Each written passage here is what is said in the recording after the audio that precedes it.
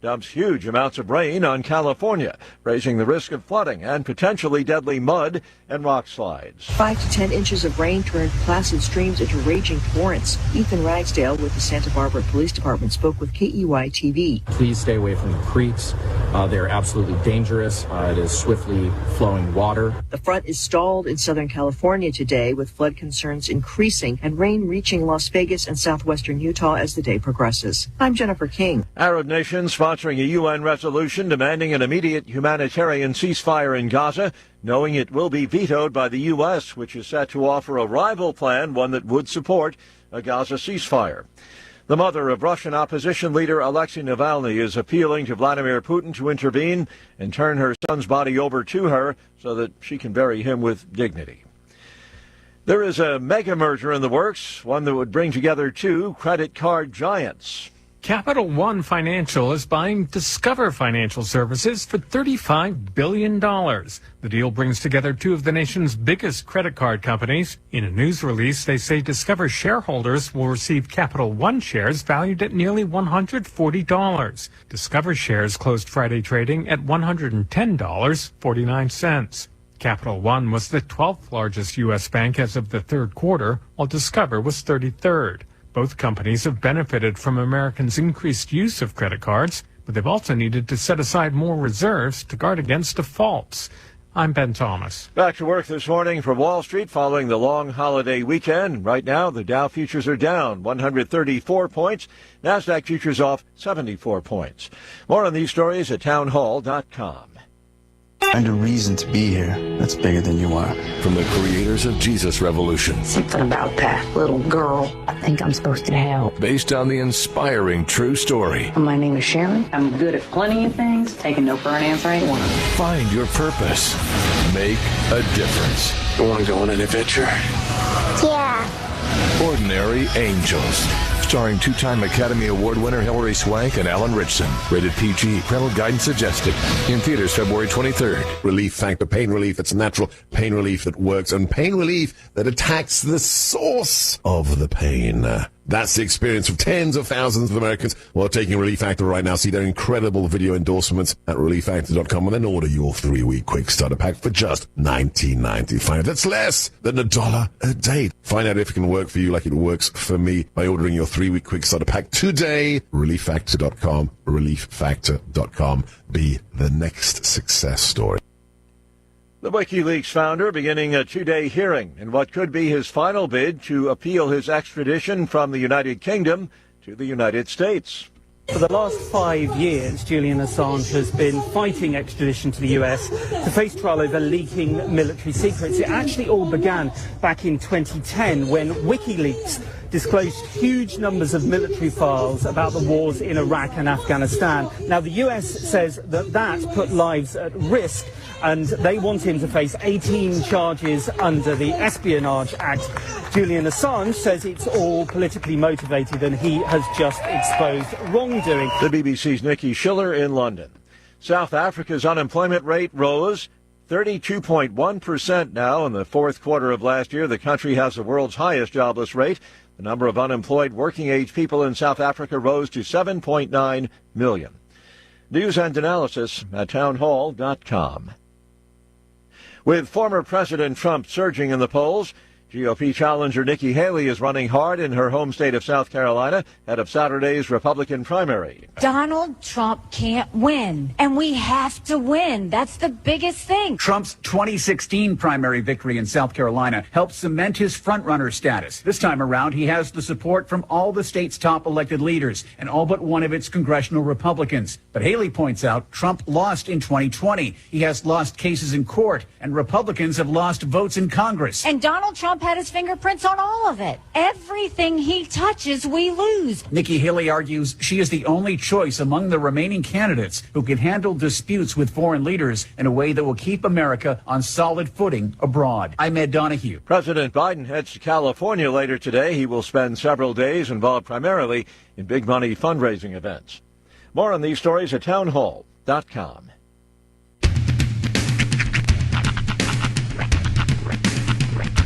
What in the wide, wide world of sports is going on here? I promise you, whatever scum did this, not one man in this force will rest for 1 minute until he's behind bars. Now let's grab a bite to eat. Yeah, come on. I feel the hot wind on my shoulder and the touch of a world that is older. I hit the switch and check the number. I leave it on and then I slumber. I hear the rhythm ringing through it. Flamenco guitar and cumbia music. I hear the talking of the DJ. The travel listen, what does he say? I'm on a Mexican radio. I'm on a Mexican radio. Broadcasting live from high atop the J.P. White Building in downtown Roswell, New Mexico. It's Mornings with Mike Winters on 106.5 Roswell's Talk FM. Is that what I sound like when I talk? Now, here's your host, Mike Winters. And good morning, one and all. Welcome to Mornings with Mike Winters. I am he. That would be me, Mike Winters. Happy, not Monday, Tuesday, everybody. I mean, kind of Monday. Sort of Monday for some. It's like second Monday. Yeah, Monday adjacent. I had a great Monday, though.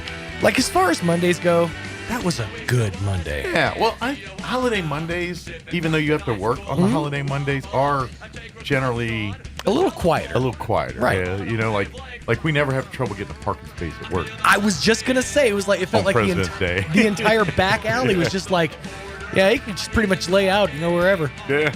Just sit down a picnic. Yeah. Nice. Because we had a little cookout. But, and then just, But that on top of, the other stuff.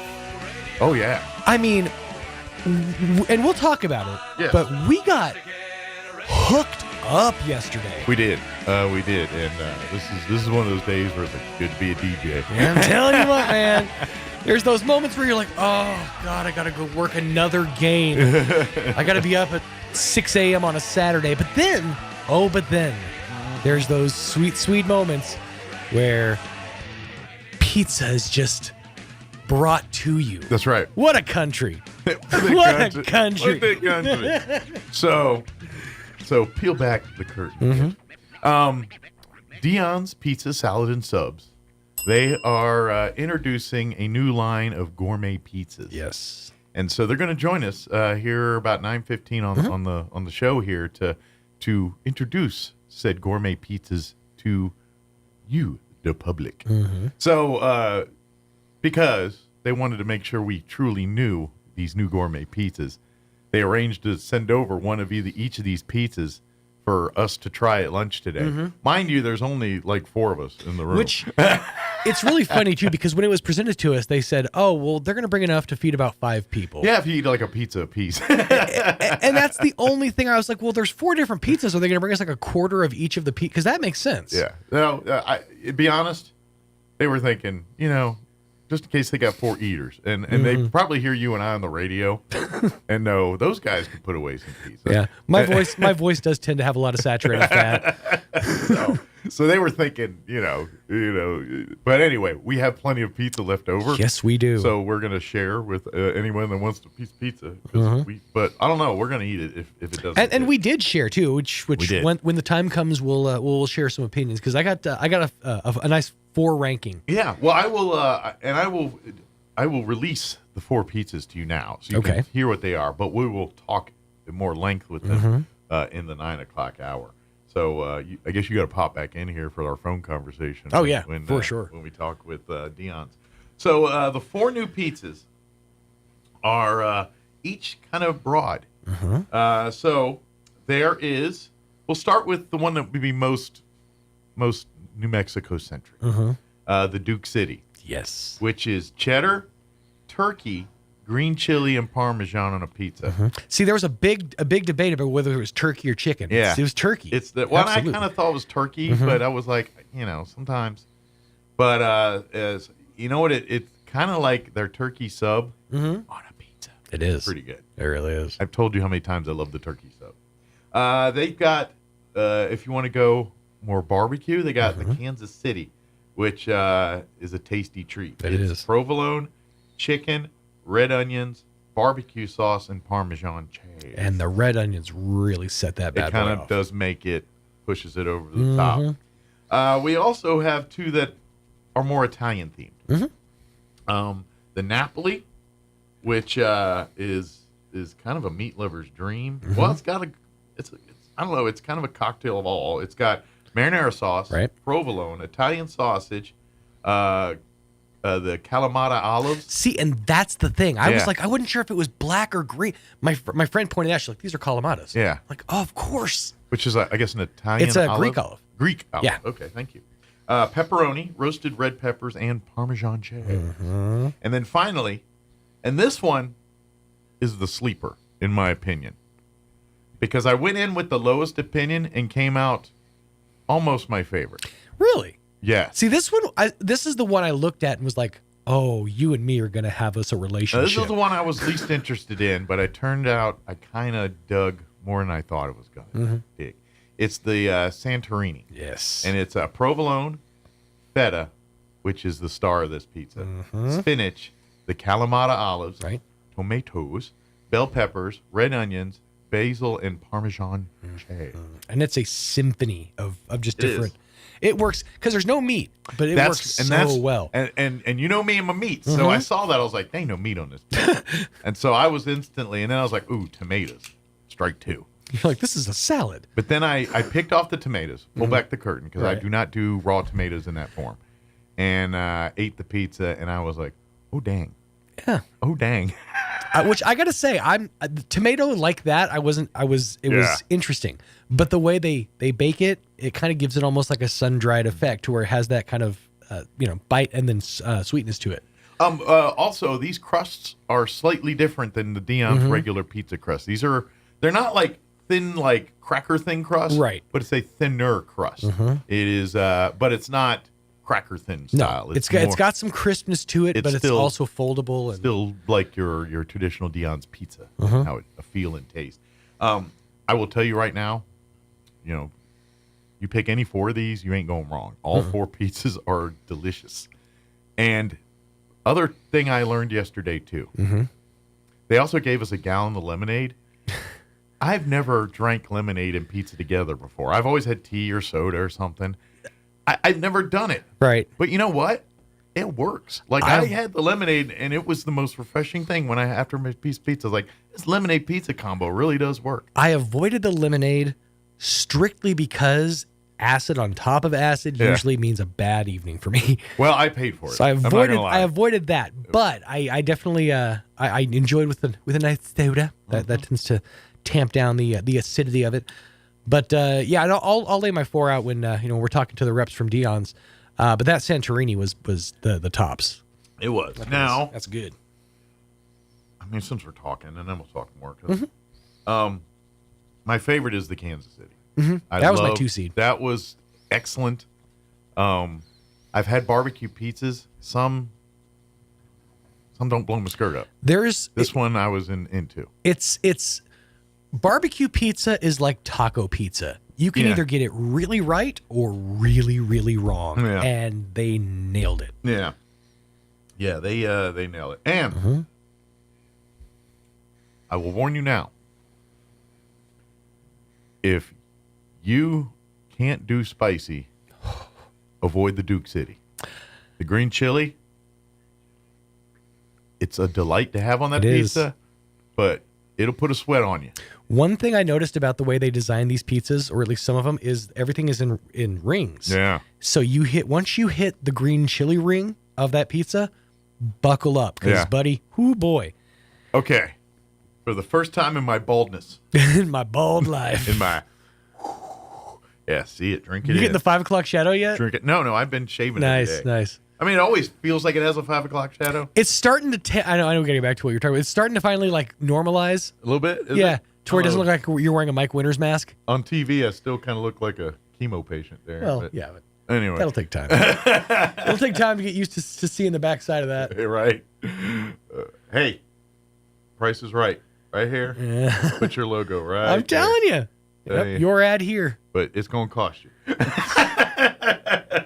But anyway, for the first time in my baldness, I ate a piece of that pizza, and it put a sweat on me. I went like this, and it looked like I was in the shower. Oh, wow. I was like, holy cow, that thing put a sweat on me. See, that's the one thing that's got to just be like so satisfying, because one of the worst feelings to me is when I like work out or do something strenuous and the back of my head is just sweaty and I can't like get it.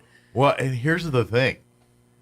Since I do that, I feel the purpose of sweat more. Do you actually feel cool? Like coldness? Yeah, like I was like, once I was like, my head's like cooler. Like I could feel like it was like between the wind blowing off the sweat. I was like, wow, my head's kind of chilly up there, like icy out of my head. That's funny. You like touched fingertips with your ancestors. You're like, I understand this now. It just like I'm always sweating. It's like, I don't feel cooler. I just feel sweaty. But that time I like, wow, with the wind and it's like I'm running through a forest at an enormous rate of speed. It's like I'm eating a York peppermint patty. I just picture Mike perking up like a meerkat. Like, I'm so much more aware now. The light bulb was. Sweating cools you off. That's what it's for. What's funny is watching people try to like, not flex, but like, be tougher than they are. Yeah. I gave a couple pieces to my friend Misty, and she tried the Duke City, and I was like, that chili's hot, huh? She goes, it's pretty good. Yeah. And then like about 20 seconds later, she's like reaching over. She's like, oh my God, I gotta get this. My mouth is on fire.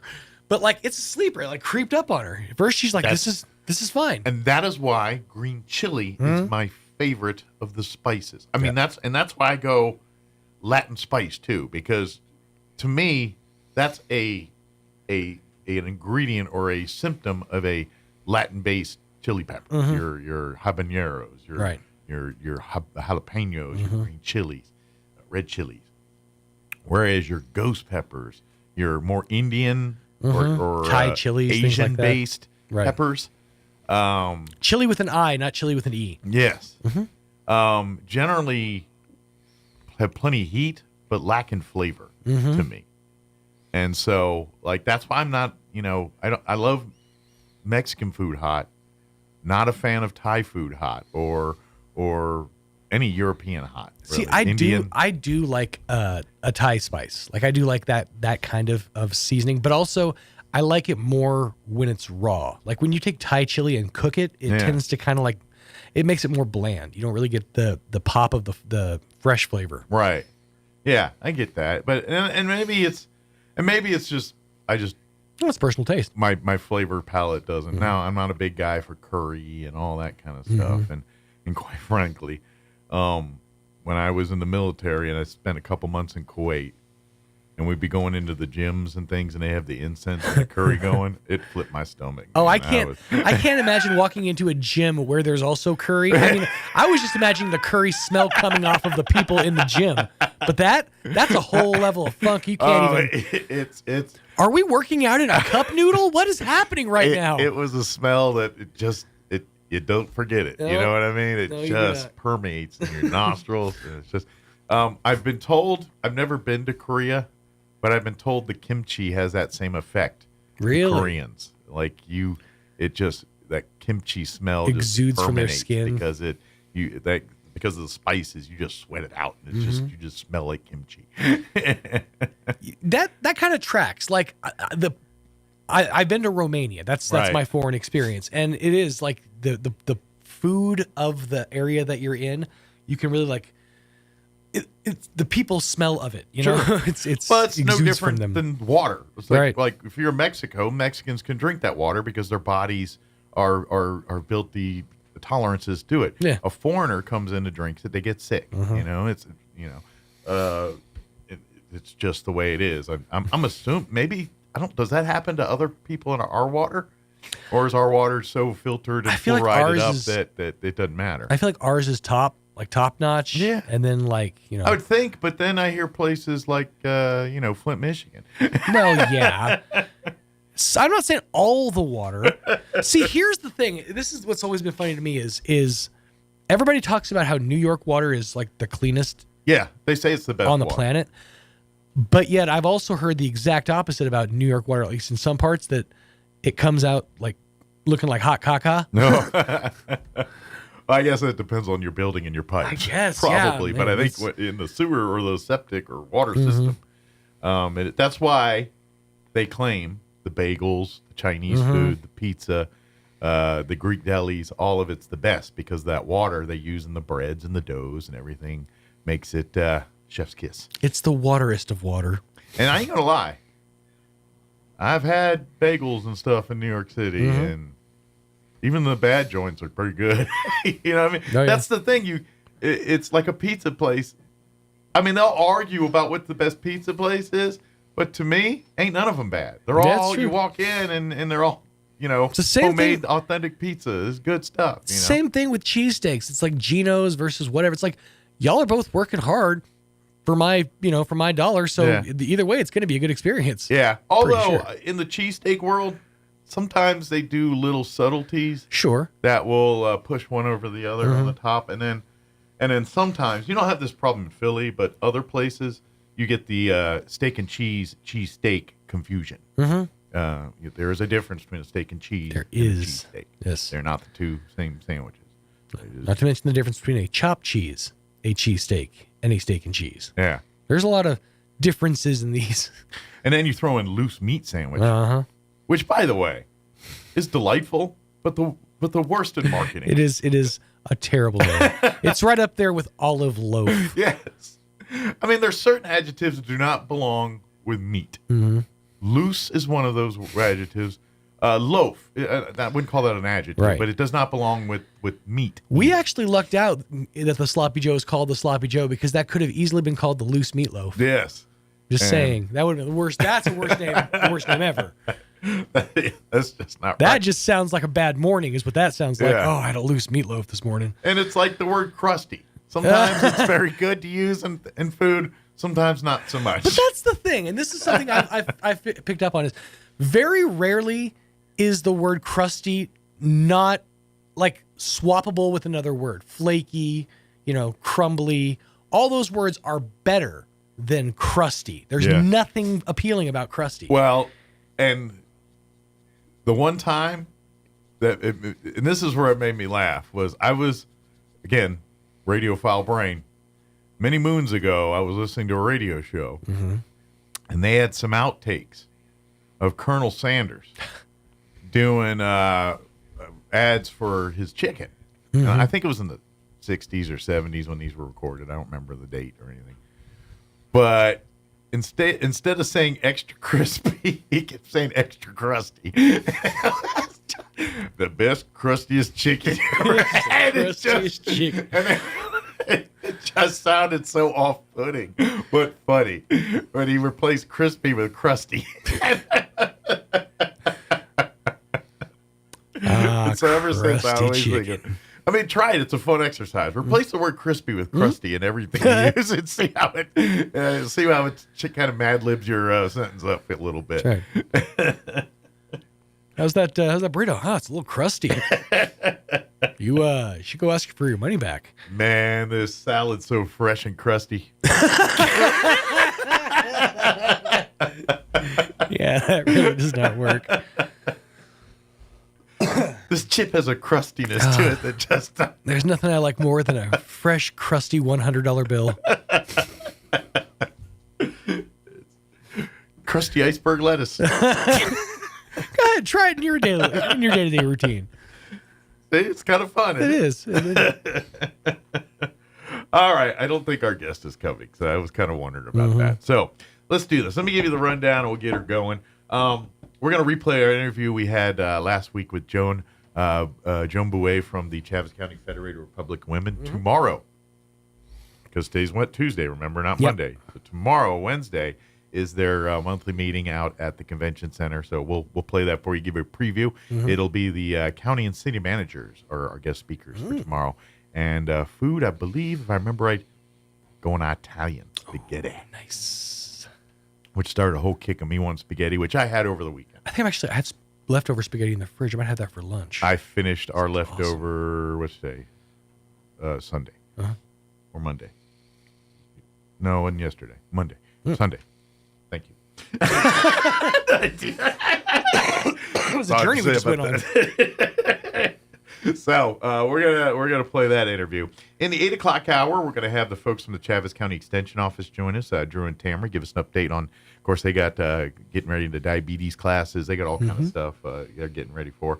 9:15, we're gonna have our Dion's Pizza call in and tell you about them 4 gourmet pizzas more in depth, and invite you to come out for that. And then around 9:30, we're gonna have Denise Trowbridge join us with the Boy Scouts Conquistador Council. Talking about some of their upcoming things, including Pinewood Derby Time, which is coming up here in March at Assumption Catholic Church. If you've never been to a Pinewood Derby, even if you know what kids, you should go. It's fun to watch.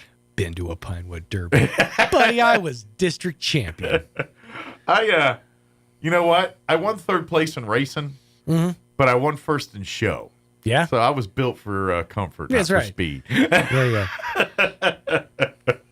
But we had a good car. My 7.7 car flew across. I think I was second in the regional, like the in my town. Okay. And then in the district, I want to say 3rd. Okay. Something like that. So I didn't actually get district champion, but I made it to district. He's like, I got there. That's right. Did you cheat? No, it wasn't cheating. My dad was real big on graphite. Oh yeah, and lead, that was lead. the thing, man. Because you have 5 ounces. The thing's 5 ounces. Now, I don't know if it's changed, but back in the day, because you get the kit. The kit is a brick, a wood brick, 4 wheels and 4 nails. And the nails. And if you put that together, the brick and 4 wheels, it's exactly 5 ounces. Your race car, when it's done, can be no heavier than 5 ounces. Right. You can go right up to that limit. So people want to get back to that because it's all about weight. Because we shave it down for aerodynamics. Yes, because you shape it, mold it, carve it to look like a race car. Right. And then they use graphite to speed up the wheels. They'll put fish weights up up in there. My dad was all about strategic weight placement. He's like, you want them front, you want them up near the front, but not so far up front that it's going to make your car top out. Pinewood Derby turns everyone's parents into Mr. Wizard. It was so funny. That was like my dad lit up for a quick second. He was a father. Yeah. It was nifty. Oh yeah, It's a glorious time. Right. So, but we'll talk Pinewood Derby with Denise in the 9 o'clock hour. Nice. And I think that pretty much covers it all. So yeah, I think that's all we have to say about that. All right, it is 9:27. Let's get you up to date on the weather. What? 7:27. God, why did I do that? I was 7:27. I don't know why I would do that. I'm looking at the 7. I say 9. Here's your weather. Weather is brought to you by Smith Paint Company, your home for Benjamin Moore paints, Hunter Douglas curtains, and so much more. Locally owned and operated for over 50 years. Stop by 1608 South Main in Roswell. I'm meteorologist Steve Hamilton with your Pecos Valley weather. We have dry air moving in from the south, and that'll keep things sunny today and very warm. Our afternoon high in the upper 70s to low 80s, might be a little bit breezy. Overnight, we'll have a few clouds drifting in, our low in the upper 30s to about 40. Then we have a quick front that'll be moving through on Wednesday, 80 for the afternoon high, but wind gusting to 40 miles an hour and sunny. That's your latest forecast. I'm meteorologist Steve Hamilton. Thank you, Steve. Currently, I'm going to give it a fresher. It wasn't fresh. Now it's a little fresher. Currently 41 here in Roswell. 57% humidity right now with winds out of the northwest at 9 miles per hour. Nice day today. Sunny skies. Expect highs in the low 80s, believe it or not. 81 what they're calling for a high today. Winds will be out of the south 5 to 10 miles per hour. Tonight, partly cloudy. Overnight low of 38 degrees. Southwest winds 5 to 10 miles per hour. Wednesday, we've got a fire weather watch that will kick in at 11 a.m. on Wednesday, remaining in effect through 7 p.m. Could see some patchy blowing dust for the afternoon on Wednesday, mostly sunny and a high near 80, so warm, but winds will be out of the west early, 5 to 15 miles per hour, increasing 20 to 30, gusting as high as 40 miles per hour later in the day on Wednesday. Wednesday night, mostly clear, overnight low 42, west winds 10 to 20 miles per hour. Thursday's going to be a little cooler because of the winds tomorrow. Sunny, 69 for a high with north winds 10 to 15 miles per hour. 67 for a high on Friday under mostly sunny skies. Then we warm back up for the weekend. Sunny, 73 for Saturday. Back into the low 80s, partly cloudy, 81 on Sunday. And then Monday of next week, 76 and breezy as of right now. All right, 7:30. We're going to take a quick break, and then we're going to play our interview with Joan Bouet from the Chaves County Federated Republican Women, talking about their next meeting, which is tomorrow. Still got time to get in on it, so that's up next. Don't go away. Good morning. This is Smiley Wooten at the Roswell Livestock Auction. 1,918 head of cattle sold on Monday on a higher market with excellent buyer attendance compared to last week. Stocker calves sold $10 to $20 higher. Feeder cattle set at $8 higher. Packer cows and bulls $5 to $8 higher. 3 to 400 pound steers $4.15, $4.30. 3 to 400 pound heifers $3.25, $3.52. 4 to 500 pound steers $3.26, $4.15. 4 to 500 pound heifers $2.68, $3.25. 5 to 600 pound steers $2.86, $3.26. 5 to 600 pound heifers $2.35, $2.68. 6 700 pound steers $2.40, $2.86. 6 700 pound heifers $2.28, $2.35. 7 800 pound steers $2.40, $2.43. 7 800 pound heifers $1.93, $2.28. Packer cows $105, $1.18. Canner and cutter cows $85, $95. Packer bulls $125, $140. Feeder bulls $110, $120. Cow calf pairs top half $1,600 to $2,025 per pair. Top half the bred cows $1,400 to $2,000 per head. Now remember, this is the top of the market, and prices range down from this according to quality, condition, and feel. We do appreciate the business. Talk to you next Monday morning. Smiley Wooten, Roswell Livestock Auction. At Richland Motors, it's never been easier to sell or trade your current car, truck, or SUV for a newer model to hit the road in. Even if you don't purchase from Richland, they want to buy your vehicle for top dollar. But if you do buy from Richland, don't forget, they're the home of the powertrain warranty for life. That's a whole lot of confidence for you. See Richland for details. 2nd and Sycamore and 1309 Southeast Main. Score a touchdown at your next tailgate with La Poblanita Party Tostadas. The perfect chip with the most satisfying crunch in the game. Flavored just right with El Charro's signature seasoning, it's the dippable chip that bites back. Make game night a winner with the chips everybody talks about. The chips that make bland salsas better and good salsas great. Snag a bag of La Poblanita Party Tostadas at your local grocery stores all over southeastern New Mexico. And get the party started with La Poblanita Party Tostadas by El Charro. They're all that and a bag of chips. The Fergalicious boys can keep you hot this winter. Fergalicious. Oh yeah, it's getting cold out there, and Fergie's Plumbing and Heating has what you need to keep things hot in your home. They can come by and winterize your pipes and check your insulation, and you know they'll do it with nothing but love. Oh yeah, baby. Call the Fergalicious boys at Fergie's Plumbing and Heating at 622-2660. When you need it hot, Fergie's is on the job. Fergalicious. Here's a Mornings with Mike Winters fun fact. Did you know you share your birthday with at least 9 million other people in the world? Your birthday isn't feeling so special now, is it?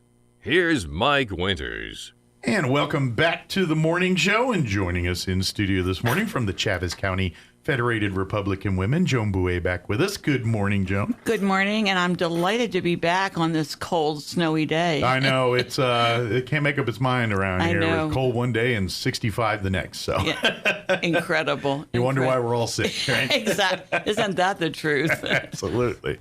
Well, for folks not familiar, Joan and or the Chaves County Federated Republican Women join us each month. Usually it's a Wednesday right before their monthly meeting, which in this case will be next Wednesday at the Convention and Civic Center. And they meet, the Chaves County Federated Republican Women meet each month there. And each meeting is focused on a different, sometimes it's candidates, Republican candidates, presenting themselves, introducing themselves to the masses here. Sometimes it's themed, like at your Veterans Day during November and Christmas. And so each one kind of theme, but you always have a great meal and then a great discussion or guest speaker each time. So. Okay. Well, our meeting is next week, which is the 21st. Yes. It's hard to believe we'll be talking March in a minute. We're halfway through February. February's a blink. And our speakers are going to be our county manager, Bill Williams. Okay. And our city manager, Chad Cole. All right. So the management team from the city and the county will be, the heads of them, will be our guest speakers for this upcoming one. We thought it would be interesting to know, number one, what are the biggest concerns that they have at this time? What are their plans for 2024? And how do they work together between the city and the county? Absolutely. We thought that would be an interesting topic. It's an important relationship, and Yes. and for folks who don't realize, the city manager and the county manager, they run the city or the county. That's what I mean. They go to the marching orders of the county commission or the city council, but they're the ones that, you know, when your road's not, that they're the ones overseeing the departments to making sure they're doing their jobs. And so it's a very, very important position as the city or county manager. They're kind of the head person in charge of the government for the county or city respectively. Well, that's absolutely true. Chad is fairly new. Mm-hmm. We did have him a year ago when he was very, very new. Yeah. And so it'll be interesting to see what has developed with him over this past year. Sure. And imagine he's had a lot to learn in a year because my he came. For folks that don't know, he was one of the from the school district. He worked there as assistant superintendent and various roles and things. And a finance man. Yeah. And so he's got experience at that level, but I'm sure running school business and city business aren't the same all the time. So it's probably a learning curve. Yeah, so I'd be very curious to see lessons learned in a year from him. Was it what he expected it, how different, or is it how, I'd be very curious about that. Well, I think he has a great support team, and I think that's important. That is key. Yeah. And he has mentioned that in the paper several times. Would you like to know what we're having for lunch? Of course. I'm always a food guy. This is, I would say not quite, but almost more important than the guest speaker. Oh, my gosh. I'll give the tip of the nod to the guest speaker, but the food's right there. Right. Well, I will tell you, Peppers is now our caterer. Oh, good. So it's going to be good regardless. Because things have changed at the convention center. Yeah, they now changed some rules and who can do what to wear and all that. Right. So we'll start off with a salad. All right. And then we will have spaghetti and meatballs. A little Italian meal for lunch? A real Italian meal, garlic bread, dessert, and tea. Nice. And that is $17, which really is a deal when you think about it. Absolutely. And if you leave hungry, it's kind of your own fault because there's usually a ton of food. There is a ton of food. And there's a ton of food. And I hear tell that like Janine or usually what there's leftovers, there's a group of women amongst the Federated Republic of Women that are either blessed or cursed with having to take the leftovers home, depending on how much are there. To be honest, when you are running the meeting as I am, you don't have time. I'm about to say you don't usually get to eat the lunches till probably for dinner. About 6 of us do sit around afterward and kind of really do eat up. Have lunch. Whatever is left. Yeah. So we do encourage people to come. So save them a meatball or two and some spaghetti. Oh, come join us. Absolutely, come out. Come join us. And I'm telling you, and of course we always have the county manager on each month, and he's a wealth of information too. So you got 2 great guest speakers. If you really want to know kind of the inside of how the sausage is made in Chavez County, you've got 2 of the most knowledgeable people that'll be speaking at that event next week. Absolutely. I'd like to mention that I'm not sure exactly when our legislators are due back, but because they wrap up this week here. I think they do. A lot of them stay on for committees or other issues. It might be next week for they're back in town again. It might be. I'm not sure they're going to make it. They normally do come to our meeting, but I might mention in March we will have all of our legislators back. Good deal. And I will tell you, our legislators here in Chavez County have worked very hard to stay strong, to work together during this very, very difficult Well, they're session. always outgunned and outnumbered every time they walk into a room in Santa Fe. Absolutely. That's just and so they're fighting that battle every time, and what they do for us to try to kind of hold the line in the sand, so to speak, is we're so blessed to have them, and we need more of them. They need help. We hope other parts of the state hope to start putting some conservative representation in our legislature to at least get us to the middle. we are working on a couple of the legislative seats that we are hoping can be flipped in November. And perhaps years ago, I'm sure you remember, we did take back the house years ago. And I believe we held it for one whole... one session, one year? I think it was 2 years, actually. Enough for one term. one term, exactly. And it was very liberating to have... Sure. To have both sides equal, and we just don't have that. And I mean, obviously, as Republicans, you lean and want, you have conservative principles and values, and unfortunately, the state of New Mexico has been so liberal for so long that it's all one way or the other. And I'm telling you, if it was the reverse, where it was all conservative, that wouldn't be good either. You need a little balance there. When it comes to our legislature, when you have all voices in the room, the liberals and the conservatives talking equally, then you're going to get good results out of that. You're right. And years ago, I worked the session for years. We did walk across the aisle and work with the other side. I do not see that happening at all. Right. Well, and they don't have to, because the numbers aren't there. You know what I mean? Exactly. And so we've got to get it to where we got to give help to our legislatures. Like you said, the ones here in Chavez County and southeast New Mexico, they're fighting these battles every legislative session. Absolutely. There's just not enough of them. And so we need more of the help there. And so we hope they get that rally. And so other parts of the state, we hope they start flipping and stuff too. So hopefully some of the Federated Republican women of some of the other counties are doing their part to make some headway in their respective areas. Well, I will tell you, as president of the Chavez County Federated Republican Women, it is always my position to inform and educate our Republican voters. Mm-hmm. But my third goal is to keep Chavez County red. Mm-hmm. And we will do whatever it takes. We will walk door to door. We'll deliver literature. We'll make phone calls. We'll register people to vote. Have done all the above already, actually. We've done that. Work the polls. Yeah. Whatever it takes to keep our county red. And by the way, the Chavez County Federated Republican Women are always looking for new members to be a part of it. Obviously, women. But men are also part of the Chavez County Federated Republican Women. They serve in more of an auxiliary capacity, but they are very much a part. So if you like to do it as a couple, maybe the wife is a member and then the spouse is an auxiliary member, or whatever you want to do there. But if you are interested in getting more involved, if you want to stay informed and stay up to date, it might be a good way to do it. But even if you find candidates that you like and want to get more involved in their campaigns, the Chavez County Federated Republican Women are a great conduit to help you get in touch with the various candidates, conservative candidates that line up with your values and things. Well, thank you for that. I would like to kind of do a little bit of bragging. In 2023, Chavez County Federated Republican really had a banner year. Nice. And the first thing I would like to mention, there was a convention in October up in Santa Fe for the New Mexico Federation of Republican Women. And there were 7 awards given, and we received 5 of them. Wow, y'all were cleaning up at the award ceremony. Nice. Number one, they got tired of hearing you getting called after a while, I bet. I was the one going up every time. You got some walking miles there.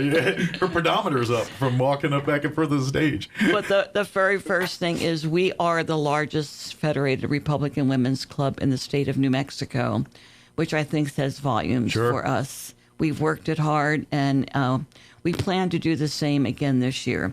We also received the Diamond Award from the National Federation of Republican Women, which is the highest award that you can get. Wow. Basically for our involvement not only in the political arena, but also what we do here in Chavez County. Absolutely. It is the Chavez, for folks that don't know, the Chavez County Federated Republican Women are a service organization as much as a political organization. When they're not, on campaigns and getting involved there, they're helping young people through education and getting them through scholarships and things. They're working with other nonprofits in the community to partner up and help out with their tentpole things, like when like Altrusa or various, other clubs that have their passion projects.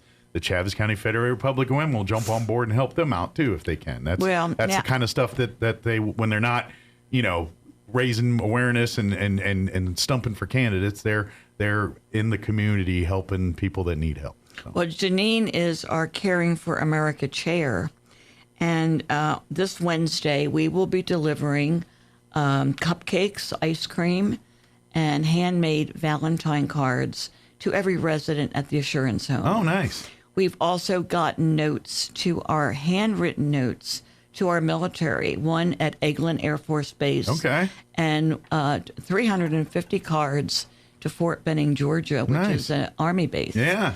So we do care about our community. And you mentioned a scholarship. We will be getting ready to present a scholarship this year. Good. To a young man or woman who is a senior in high school. And the other thing that we're doing with Gateway, 8th graders, we'll be doing a contest on patriotism. Nice.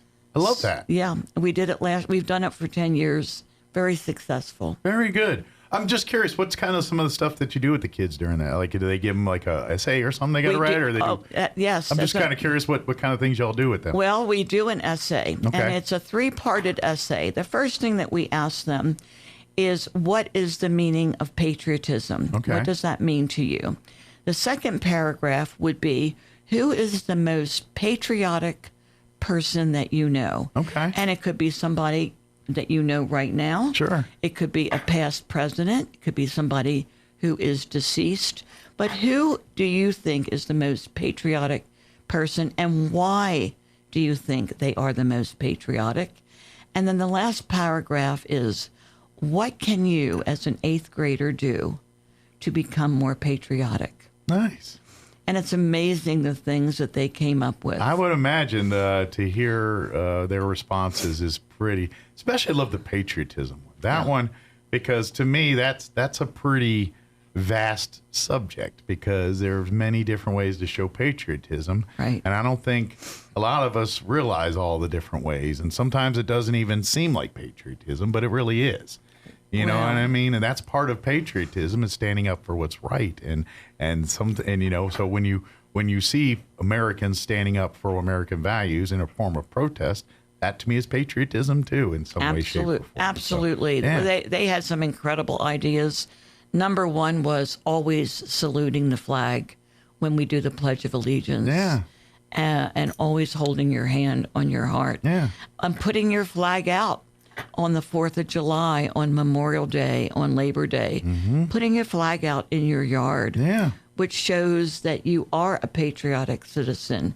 It's a way of us determining who we are. Absolutely. Yeah.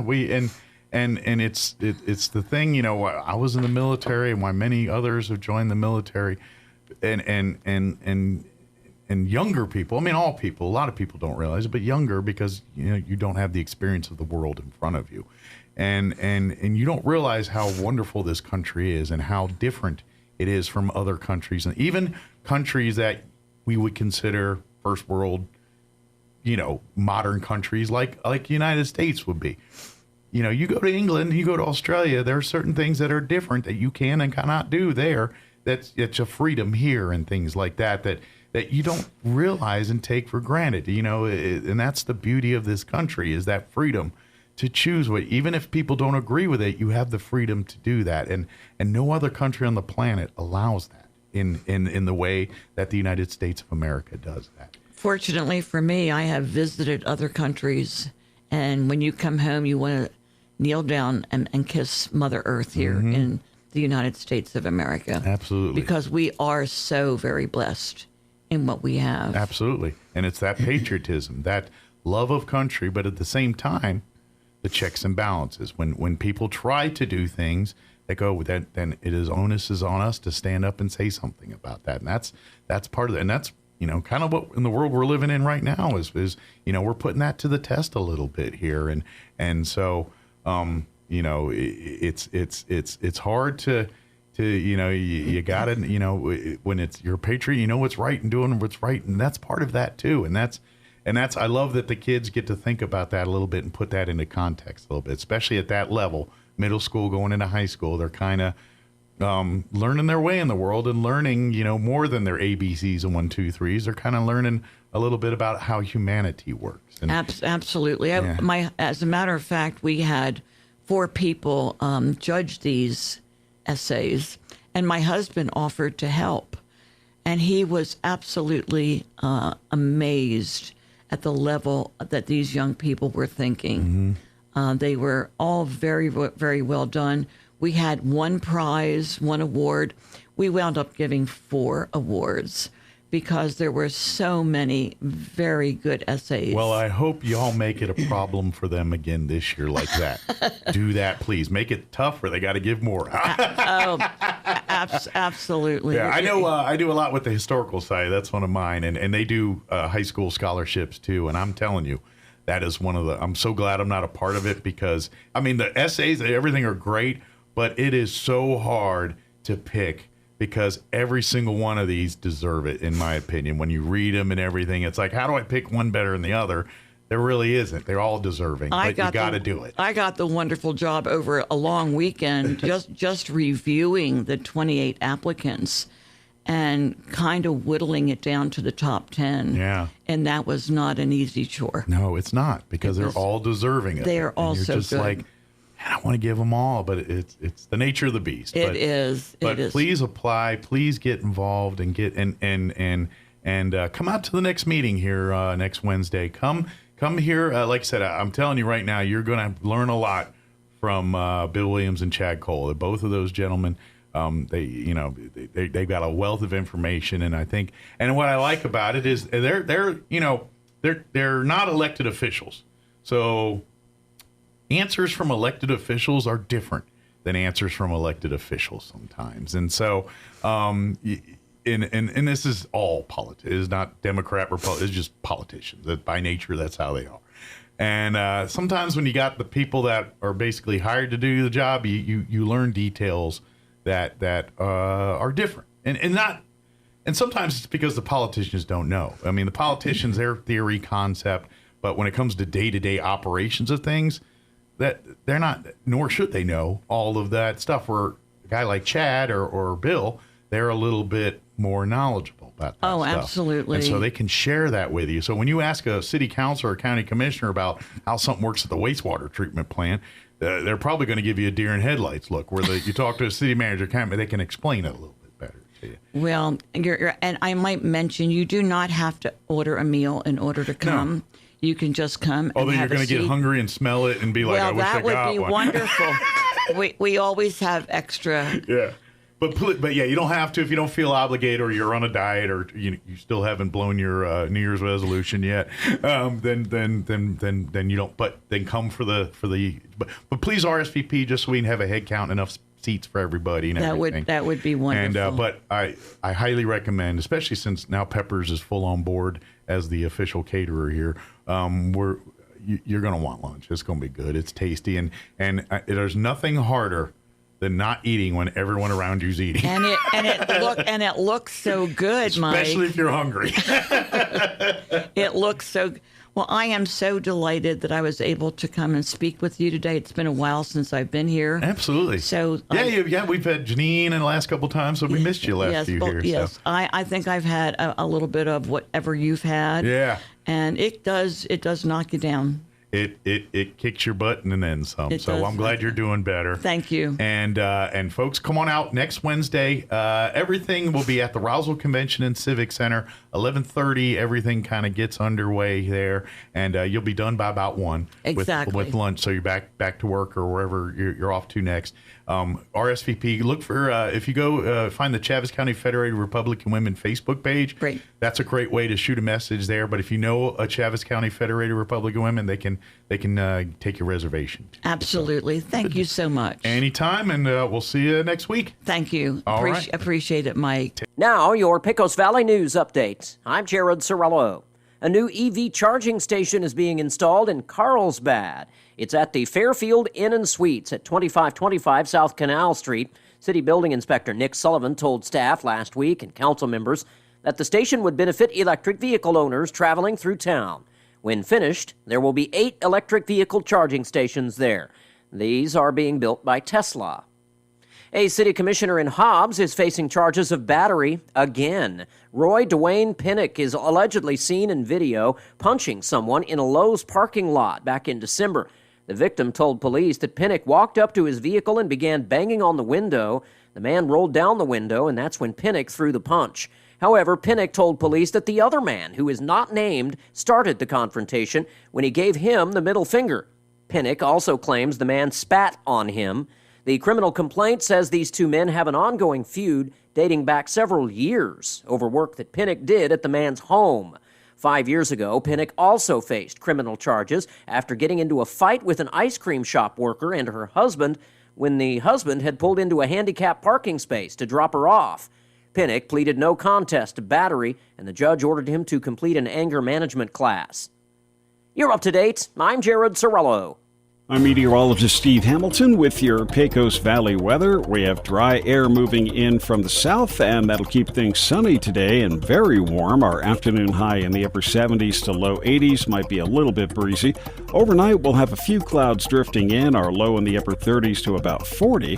Then we have a quick front that'll be moving through on Wednesday, 80 for the afternoon high, but wind gusting to 40 miles an hour and sunny. That's your latest forecast. I'm meteorologist Steve Hamilton. Smart thermostats? Check. Smart lights? Check. Smart water sensors? Why not? It makes complete sense. Water heating accounts for 20% of your home's energy use. I'm Kim Commando. You can get Tech Smart with my free newsletter. Sign up at getkim.com. The average home loses about 10,000 gallons of water per year. Now we have smart water tech to the rescue. For starters, there are smart sensors you put on the floor that send an alert to your phone when any moisture is detected. Next up, connect your home's plumbing to your phone with a smart faucet. With one, you can get the exact amount of water that you want. No more measuring cups. Plus, you can preset the temperature to the right level and prevent the kiddos from accidentally turning on the water too hot. Finally, smart water heaters work with your home's plumbing and electrical system to analyze patterns, predict usage, detect leaks, and make sure that the heater doesn't turn into a bacteria breeding ground. Now that's super smart. Folks at NASA, the FBI, and Microsoft get my newsletter. You should too at getkim.com. When you love someone, you want to protect them with the best. That's why I trust and recommend SimpliSafe Home Security. It's an advanced system that protects every inch of your home, backed by 24/7 professional monitoring for a fast emergency response, all for less than $1 a day. SimpliSafe has everything you need for whole home protection. HD cameras for indoors and out, plus advanced motion and entry sensors to protect doors, windows, and rooms. There's even a collection of hazard sensors. You're going to love how easy it is to set it up yourself. No special tools or know-how required. Don't feel up to it? Get one of their expert techs to install it for you. SimpliSafe offers a 60-day risk-free trial. And get this, if you don't love your system, return it for a full refund. They'll even cover return shipping. Order now to get 20% off any new SimpliSafe system with Fast Protect monitoring. Don't wait. Visit simplysafekim.com. That's simplysafekim.com. There's no safe like SimpliSafe. It's time for the Chaves County Sports Report. It was a chance for the Roswell Coyotes to get a victory against Carlsbad at home Friday night in girls basketball. But alas, the chance went away, and Carlsbad wins on the road 42-35, dropping Roswell to 11-13 overall, 1-4 in district play. Roswell will be taking on Clovis Friday night at 7 o'clock. And Goddard also fell on the road against Portales on Friday night by a score of 42-32. Goddard has not won a game in district, now 7-16 overall, 0-4 in district play. But these games are close, so Goddard still has a reasonable chance of getting a victory. We've got two more games. The Lady Rockets will be hosting Lovington tonight at 5:30. That's part of a girls-boys doubleheader. The boys will follow. The Sports Report brought to you by DSI. Call DSI for all your office technology needs. I'm Eric Butler at Roswell's Talk FM 106.5. Foot and ankle problems are often agonizing, but they don't have to be. At Artesia General Hospital, we're passionate about helping every patient return to optimal mobility with confidence and comfort. Our board-certified podiatrists, Dr. Jennifer Chow and Dr. Michael Krupa, provide a full spectrum of services ranging from routine foot care and pain relief to customized treatment plans and leading-edge surgeries. Visit artesiageneral.com/foot care to request your appointment today. The Calico Cow Fabric and Gift Shop invites you to move on in and check out the fantastic selection of threads, fabrics, and patterns. Take advantage of a huge sale on Brother sewing machines. If you just want to tune up on your own machine, bring it on over for in-house maintenance. And with free lessons at the Calico Cow, you can learn from some of the absolute best. Let's keep the tradition and art of sewing going. The Calico Cow Fabric and Gift Shop, 200 East College in Roswell, right behind Farley's. Want to know how? Come see the cow. Roswell's home for talk radio is 106.5 FM, KEND Roswell. Her son's body. The deceased freedom fighter can be laid to rest with dignity. Navalny died in a remote Russian penal colony above the Arctic Circle. The Kremlin, meanwhile, responding to claims by Navalny's widow that her husband was killed by Putin. Putin's spokesperson, Dmitry Peskov, rejected the charges of Yulia Navalnaya, calling them insolent and unfounded. In the video released a day earlier, Navalnaya also said that officials' refusal to hand over his body to his mother was part of a cover-up. She suggested her husband might have been killed with a Novichok-style nerve agent. I'm Karen Chamas. California is being pounded by yet another atmospheric river. It's bringing waves of heavy rain across the state. Congresswoman Rashida Tlaib urging Michigan Democrats to vote against President Biden to vote uncommitted in the upcoming primary. Tlaib is upset with the administration's handling of the Israel-Hamas war. Despite retaliation and more threats from the West, Iran-backed rebels in Yemen are not backing down. Houthi rebels have been attacking merchant shipping in the Red Sea since November. The Iranian-backed group claims it's doing so to support Palestinians in Gaza. But the Houthis are now escalating. A spokesman claimed a British-owned cargo vessel, which had attacked with missiles late on Sunday, had sunk. There was no independent confirmation of this, but the UK government said the Ruby Mar had been abandoned, it was taking on water, and the 24 crew had been rescued. A government spokesman condemned the attack as completely unacceptable and said the UK and its allies reserved the right to respond appropriately. The BBC's James Landale. On Wall Street, the Dow is down 22 points, the Nasdaq off 182 points. More on these stories at townhall.com.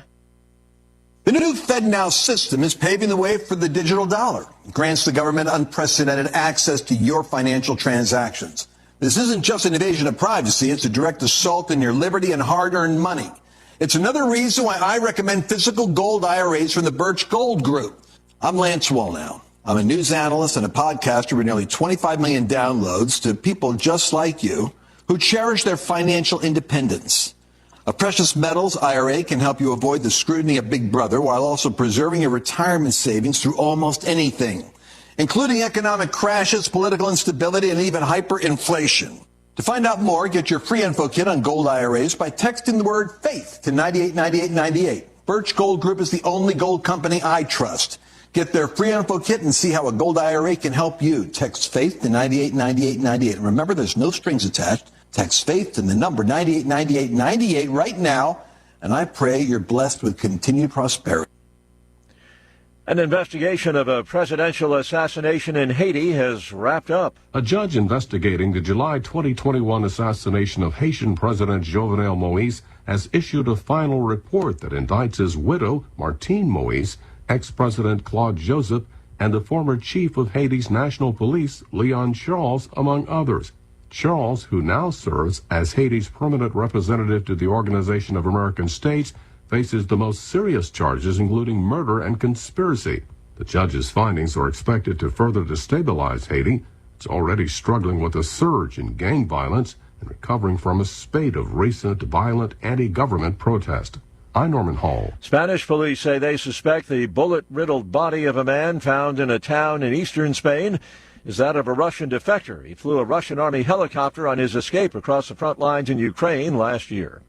News and analysis at townhall.com.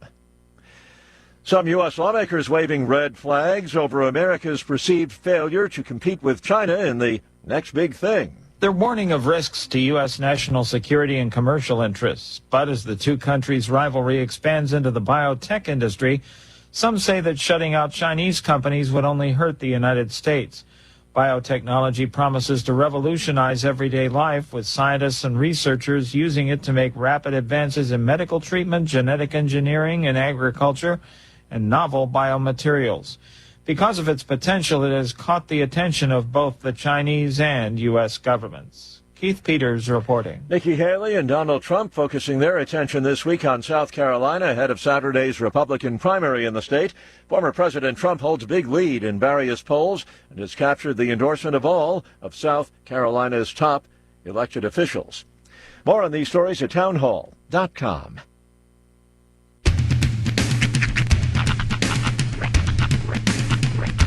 What in the wide, wide world of sports is going on here? I promise you, whatever scum did this, not one man in this force will rest for 1 minute until he's behind bars. Now let's grab a bite to eat. Yeah, come on. I feel the hot wind on my shoulder and the touch of a world that is older. I hit the switch and check the number. I leave it on and then I slumber.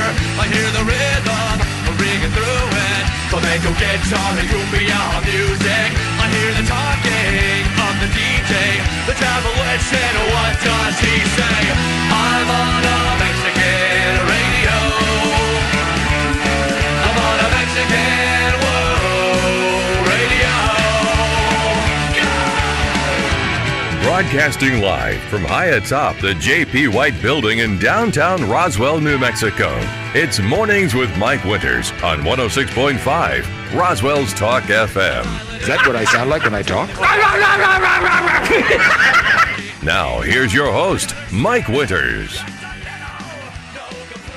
And good morning. It is 6 minutes after 8 o'clock. Welcome. Oh, I think Sean's not here. You're going to have to do this one, Jocelyn. Welcome to hour number 2. See, Sean's going to take care of his kid real quick. And Jocelyn's in it. So we're just going to do this. Mornings with Mike Winters right here on 106.5 Roswell's Talk FM. Happy Tuesday, everybody. I hope you're having the Tuest of all days. Hey, I forgot to mention it last hour, so I'm going to get right on it right here at the top of this hour. If you do not have dinner plans tonight, I have a favor suggestion. Perhaps, okay, no worries. I got an email from our guest last hour, so now I got that taken care of. I was looking at it.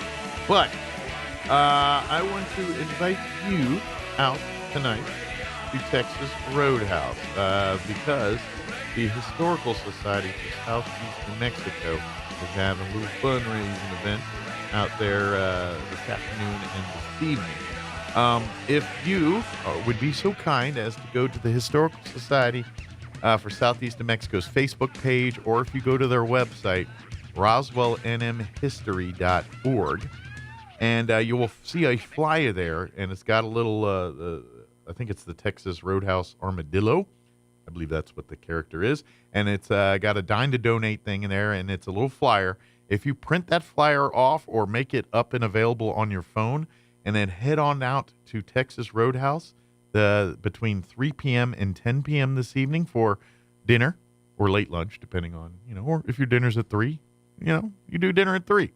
But from 3 to 10 tonight, if you dine at Texas Roadhouse and you bring that flyer with you, they will donate 10% of your meal purchase tonight back to the Historical Society for Southeast New Mexico. So, if I'm just begging you or asking you, come have a delicious steak dinner tonight over at Texas Roadhouse.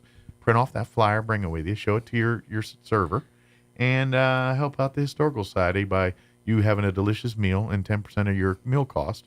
So if you want to get the big 32-ounce jobber, that'd be all right. I'd be okay with that. But, if you're not that hungry, you just want a cheeseburger or something. But anything, go have dinner at Texas Roadhouse tonight. Help out the Historical Society. That'd be a really cool thing. I'll be there. Not all from 3 to 10. I'm not that hungry. But that's where my dinner's at tonight. The Deuce. Yeah, thank you. Yeah. He was traveling when the Deuce was needed. Good gosh.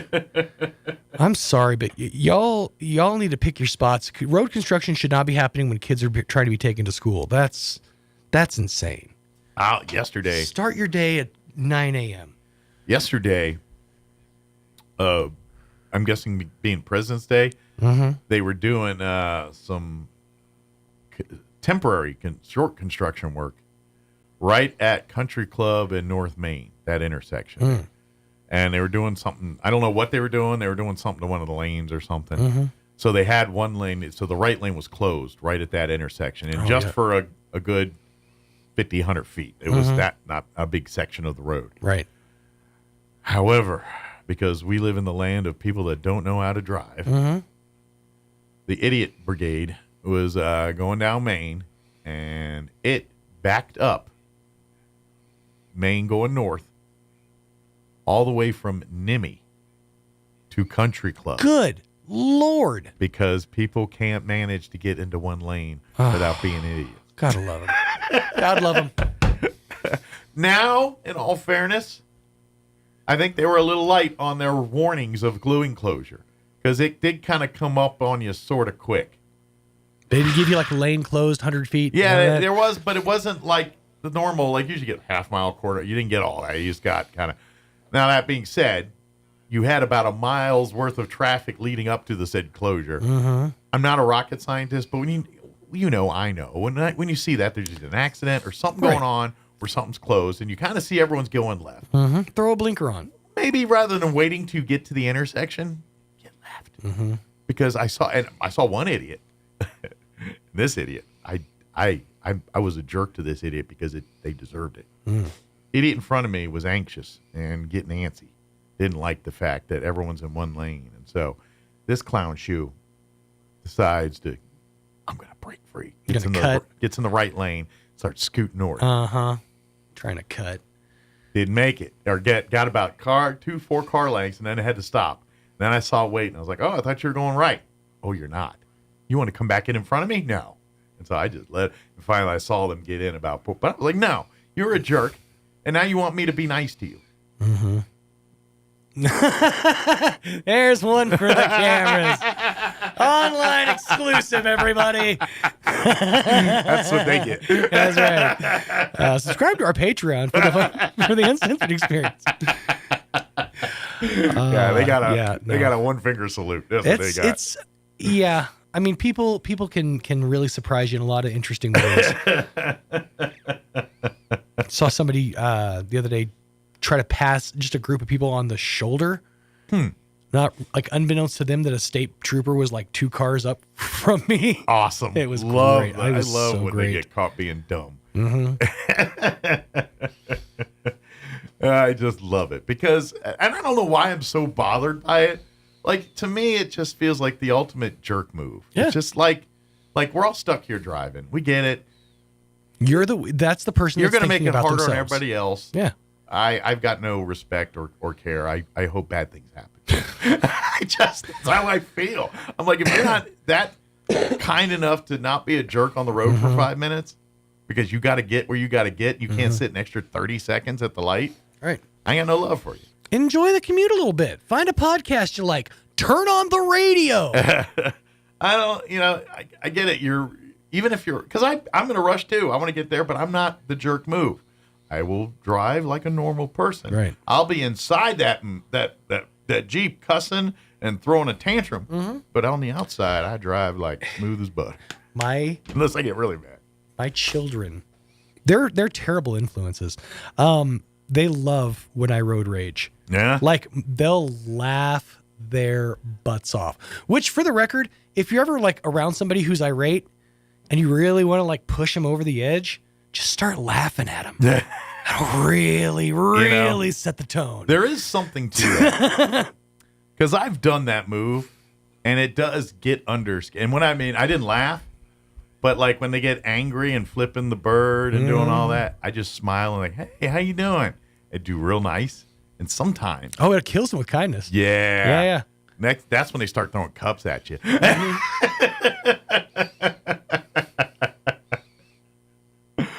Although, I'm not going to lie, my dream fantasy, and I know this is not right and wrong, but in my head, it's the 80s movie, What You Want to Do versus what you actually do.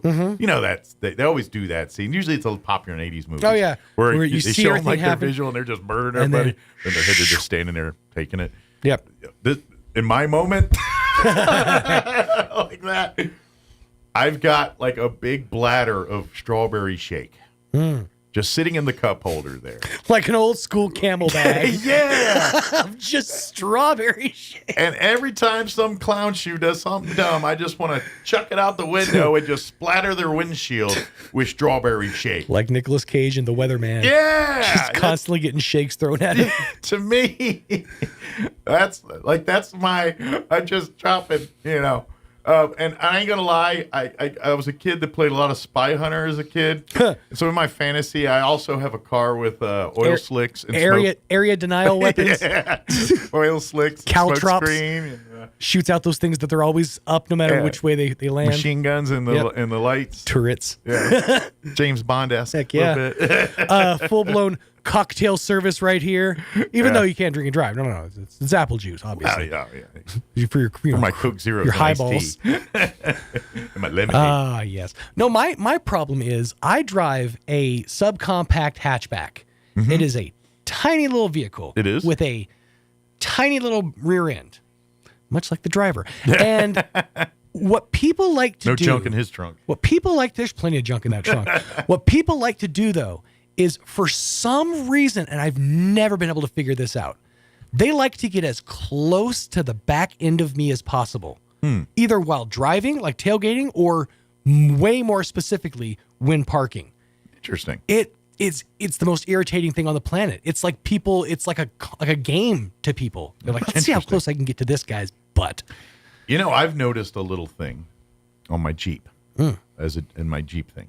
So I bought my Jeep here, it's been about 5 years now almost. Jeez, 2018. And longer than that. Holy crap. I'm going to say since I've been here. Yeah, holy crap, I'm old. Anyway, so when I bought my Jeep, it had a factory bumper on it. And about a month into me owning that Jeep, almost to the day, some idiot.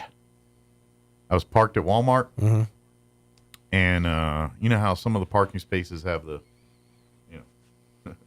front to front, back to back, whatever you call it. Yeah. So my Jeep was parked in one of those. There was no vehicle in front of me when I parked there. I also stayed within the lines of my parking space. I didn't pull too far forward. Gave ample room. When I came back from my trip in Walmart, there was a work truck all the way in, and he was so far in that he had some doodads hanging on his front bumper, and the doodad pushed in my bumper. And so it was literally right there pushed in my bumper. So I waited and anyway, long story short, this guy had my bumper replaced. Well, when I replaced my bumper, I said, no mas with this fiberglass factory installed bumper. I have a steel bumper that I can put a winch on it and everything. It's almost like a train guard on the front of this thing. It's got nipple rings. I've messed with mine better before. It does have some nip rings. Yeah.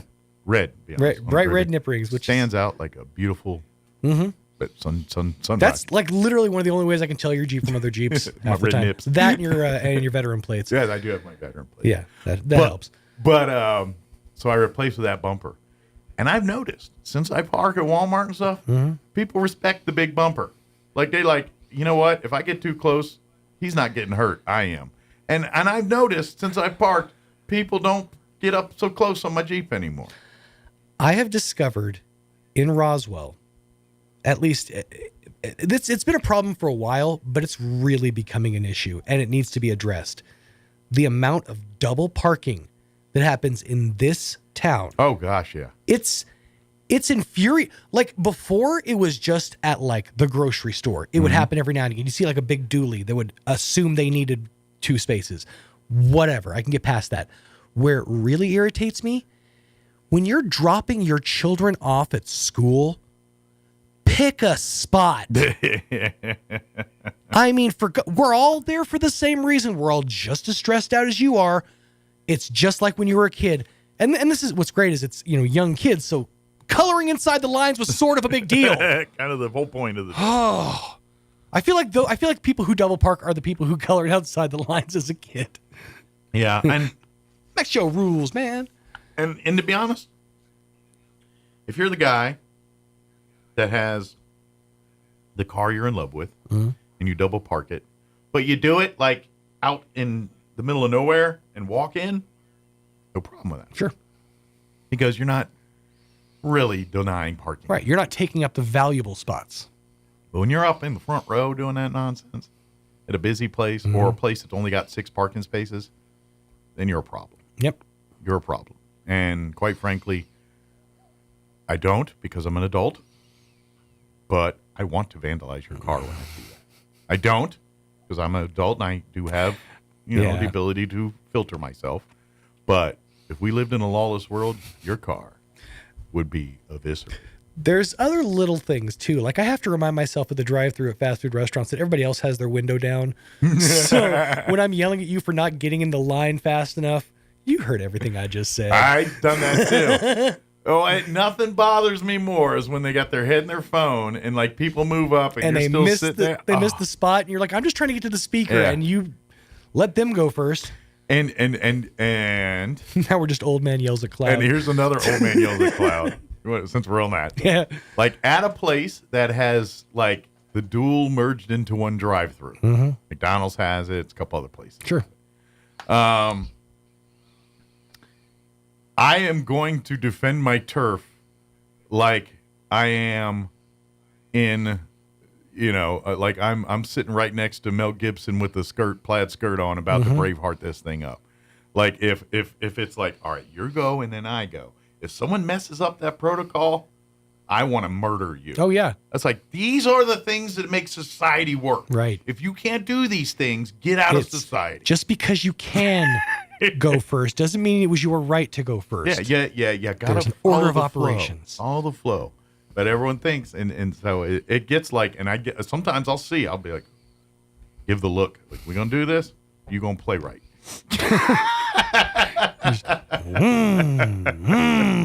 You're lucky the guy I was talking to was very nice because I'm in a better mood now. but it makes me happy. And to be honest, it happens more at McDonald's because I'm baller at McDonald's. I order through the app. Yeah. I'm in and out. I roll through. And the people that don't use the app, I do judge you. That's the problem is you've set yourself up to have expectations. Yeah. When the people, and I get, and the person in front of me is like, yeah, can I get a number 7, a number 12? And I'm like, use the app. It's 2024. Yep. Yes. Or even worse,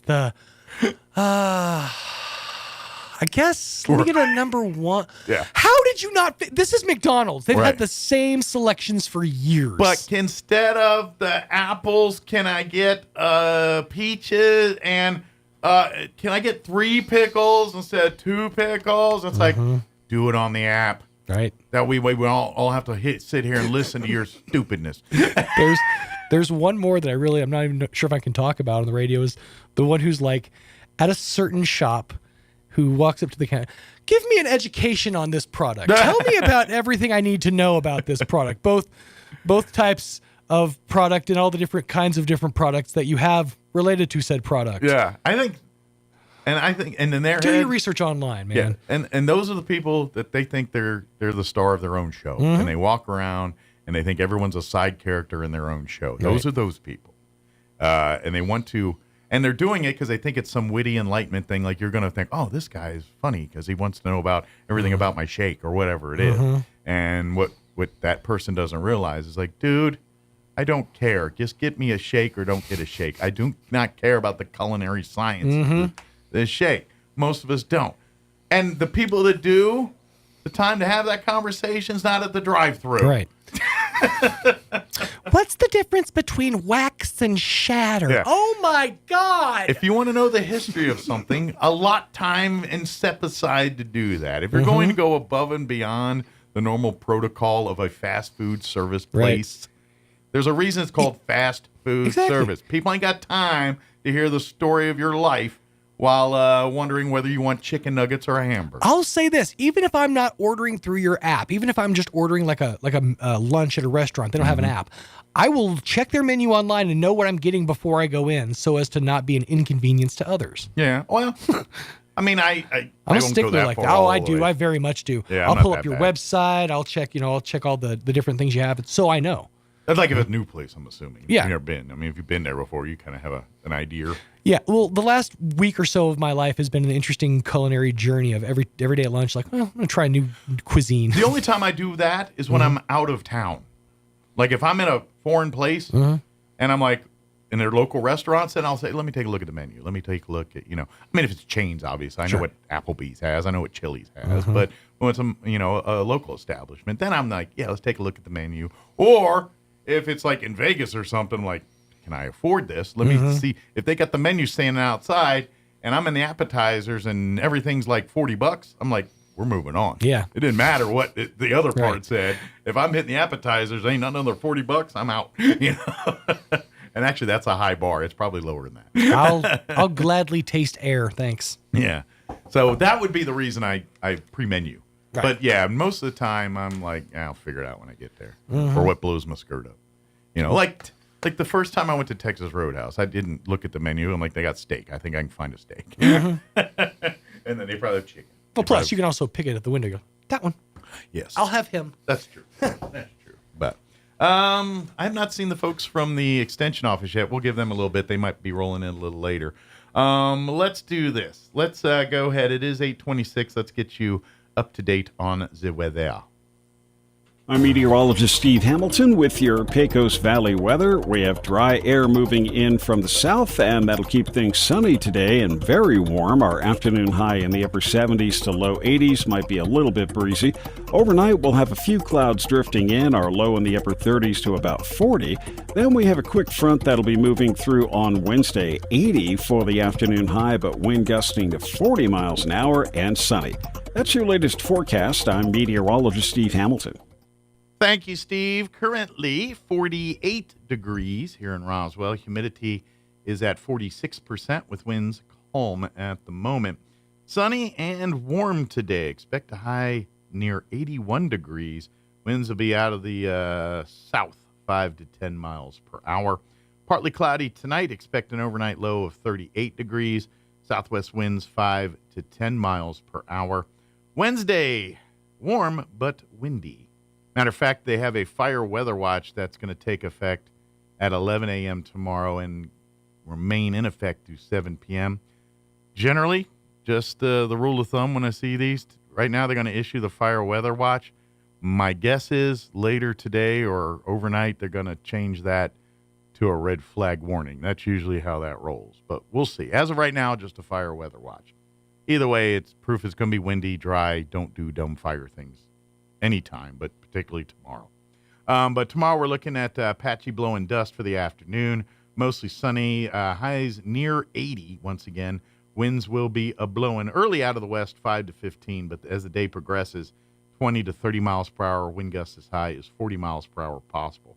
So they've backed off the wind a little bit. I know when we were talking about it yesterday, they were talking 45, 50 mile an hour winds.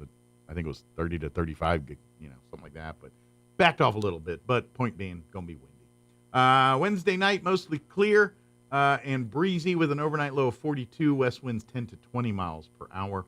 Thursday and Friday, a little bit cooler because of those winds. For your Thursday, sunny. Highs near 70, 69 is what they're officially saying. Winds out of the north, 10 to 15 miles per hour. Thursday night, mostly clear. Overnight low of 39 degrees. Friday, mostly sunny. Once again, a high right around 67 degrees, and then we warm back up for the weekend. Mostly sunny and 73 for Saturday, back into the 80s, partly cloudy, 81 on Sunday. All right, it is 8:28. We're going to take a 3-minute break. Like I said, I think the extension office, they may be coming in a little bit late. I know sometimes they come on 8:45, so they'll roll in here a little bit. But let's do this. Let's pause for a quick commercial break. And news as well, since we're coming up on 8:30. So quick break, local news up next. Don't go away. Hey, this is Jennifer from Trustmark Roofing. Every storm chaser's worst nightmare. You know storm chasers, those out-of-town roofers that descend on neighborhoods after big storms? They come in, do a crummy job, then poof, they're gone forever. Well, a few years ago, our area had a hailstorm, and right on cue, storm chasers showed up. I was driving home from work one evening and saw one talking to an elderly lady on her porch.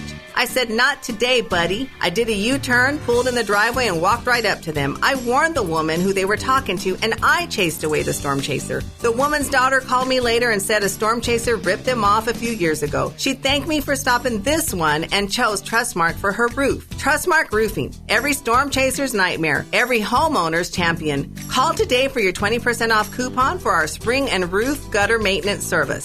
575-755-ROOF. Or visit TrustmarkRoofPros.com. Trustmark Roofing, we put people first. Double Up Days are back at Roswell Honda, and that means double your tax refund up to $2,000 right now. $1,000 get you $2,000, $1,500 get you $3,000, and $2,000, well, that gets you $4,000 towards your next vehicle at Roswell Honda, and that's on every make and model across the lot. Bring in your tax refund and let Roswell Honda double your refund up to $2,000. Now's the time to make your dollars go even further, and it all starts right here. Double Up Days are back at Roswell Honda, 2177 West 2nd. Innovation, service, integrity, and knowledge. J.S. Ward & Son Insurance Agency. Auto and home, life and health, personal and commercial. Bonds too, since 1925. We have the coverage for you. Innovation, service, integrity, and knowledge. J.S. Ward & Son Insurance Agency. The University of New Mexico. It's the state's flagship, a world-class university right here in Albuquerque. Apply for admission at UNM today at unm.edu. That's unm.edu. The University of New Mexico is the university for opportunity. The Calico Cow Fabric and Gift Shop invites you to move on in and check out the fantastic selection of threads, fabrics, and patterns. Take advantage of a huge sale on Brother sewing machines. If you just want a tune-up on your own machine, bring it on over for in-house maintenance. And with free lessons at the Calico Cow, you can learn from some of the absolute best. Let's keep the tradition and art of sewing going. The Calico Cow Fabric and Gift Shop, 200 East College in Roswell, right behind Farley's. Want to know how? Come see the cow. Can't hear as well as you used to? That can happen to the best of us. But when you can't hear people speaking or birds chirping, it's time to take action. That's when it's time to call Howard Allman with Here on Earth Hearing Care Center. Howard has been helping people hear better for over 55 years. Howard is who helps the Artesia seniors with servicing their hearing aids of all makes with free cleaning and hearing evaluations. And he's ready to help you. Howard can share with you information on Audibel Intrigue AI hearing aids with many features you might not expect a hearing aid can do, such as using your hearing aids to stream calls, music, and more. Plus, health monitoring, count steps, even fall detection, all built in. Meet face-to-face with someone who can help you choose the right hearing aid for you. Call Howard at 575-622-0375, and he'll be glad to set up a time to meet with you. That's 575-622-0375 for Howard Allman of Here on Earth Hearing Care Center. Now, your Pecos Valley News Update. I'm Jared Sorello. A new EV charging station is being installed in Carlsbad. It's at the Fairfield Inn and Suites at 2525 South Canal Street. City Building Inspector Nick Sullivan told staff last week and council members that the station would benefit electric vehicle owners traveling through town. When finished, there will be 8 electric vehicle charging stations there. These are being built by Tesla. A city commissioner in Hobbs is facing charges of battery again. Roy Dwayne Pinnock is allegedly seen in video punching someone in a Lowe's parking lot back in December. The victim told police that Pinnock walked up to his vehicle and began banging on the window. The man rolled down the window, and that's when Pinnock threw the punch. However, Pinnock told police that the other man, who is not named, started the confrontation when he gave him the middle finger. Pinnock also claims the man spat on him. The criminal complaint says these two men have an ongoing feud dating back several years over work that Pinnock did at the man's home. 5 years ago, Pinnock also faced criminal charges after getting into a fight with an ice cream shop worker and her husband when the husband had pulled into a handicapped parking space to drop her off. Pinnock pleaded no contest to battery, and the judge ordered him to complete an anger management class. You're up to date. I'm Jared Sorello. Here's a Mornings with Mike Winters fun fact. There are 293 ways to make change for $1. Try all 293 on the guy who keeps borrowing money from you. Here's Mike Winters. And good morning. It is 8:34, and joining us in studio this morning from the Chavez County Extension Office, Tamara Schubert and Drew Garnett are back with us.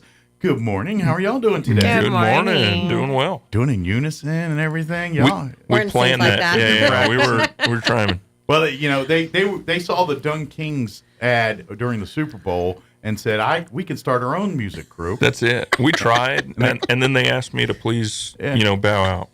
That's what they were going to call it the Ag Kings. Yeah. We'll have to get some of our 4-H youth on it. I think that's I'm going to write that down, Mike. I kid, of course. But until it's real. Then we'll go with it. Next thing you know. You're going to be like, that was my idea. I've been working on the diabetes rap.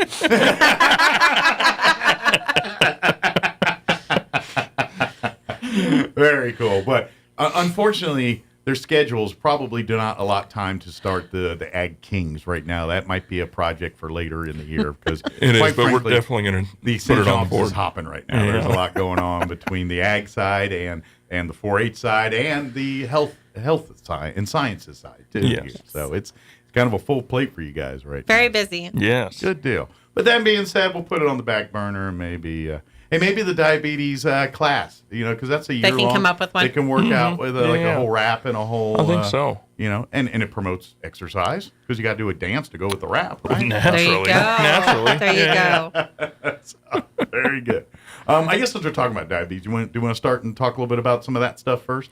We do. So our Prevent T2 class is going on right now. It's a year-long one. So if you missed it this year, they're going to have to wait till next year to join in. Can't join in now once it's started. It's one of those classes that you really need to be in there from the beginning because it's progressive. Because then on all theory, you're kind of learning a new lifestyle and things, and you just can't jump in the middle of that. You kind of got to start from the beginning there. So with our reporting and stuff like that too, it does require a year long. But there is a kitchen creations class coming up in October. And those are worth signing up. And I don't even care if you got diabetes. I mean, it's kind of planning meals, but the whole thing is to, and the kind of the idea behind the class is to show you that you can eat very well despite the new limitations you have in your diet now. Correct. I get it. You love pizza. You love a cheesecake, whatever it is. We can find ways. Now, you ain't going on no cheesecake binge and just eating cheesecake the rest of your life. However, we can find ways for you to enjoy your cheesecake or your pizza from time to time and not blow up your numbers or throw your diet all out of whack. And that's really what this Kitchen Creations class is all about, to give you ideas, to say, you know what, cooking is fun despite the fact you've got diabetes now and all the things that were greasy or bready or whatever before that you couldn't, that you wanted, that you can't have. Which none of us really need to be eating that stuff. This is true. But need no. And need no, want maybe yes. and to be honest, it's getting better. Like I'm not gonna lie, cauliflower, the invention of using cauliflower for things other than cauliflower has really been a game changer for because they can create like pizza. I mean, no, it's not the folding Italian style pizzas. It's more of your crisp, thin crust pizzas. But I'm sorry, you eat a true cauliflower crust pizza and tell me it didn't taste like junk food to you. You know what I mean? It wasn't like a healthy. It's better for you, but usually when they say it's better for you, it tastes like it's better for you. It doesn't have the flavors, and this has got all of that.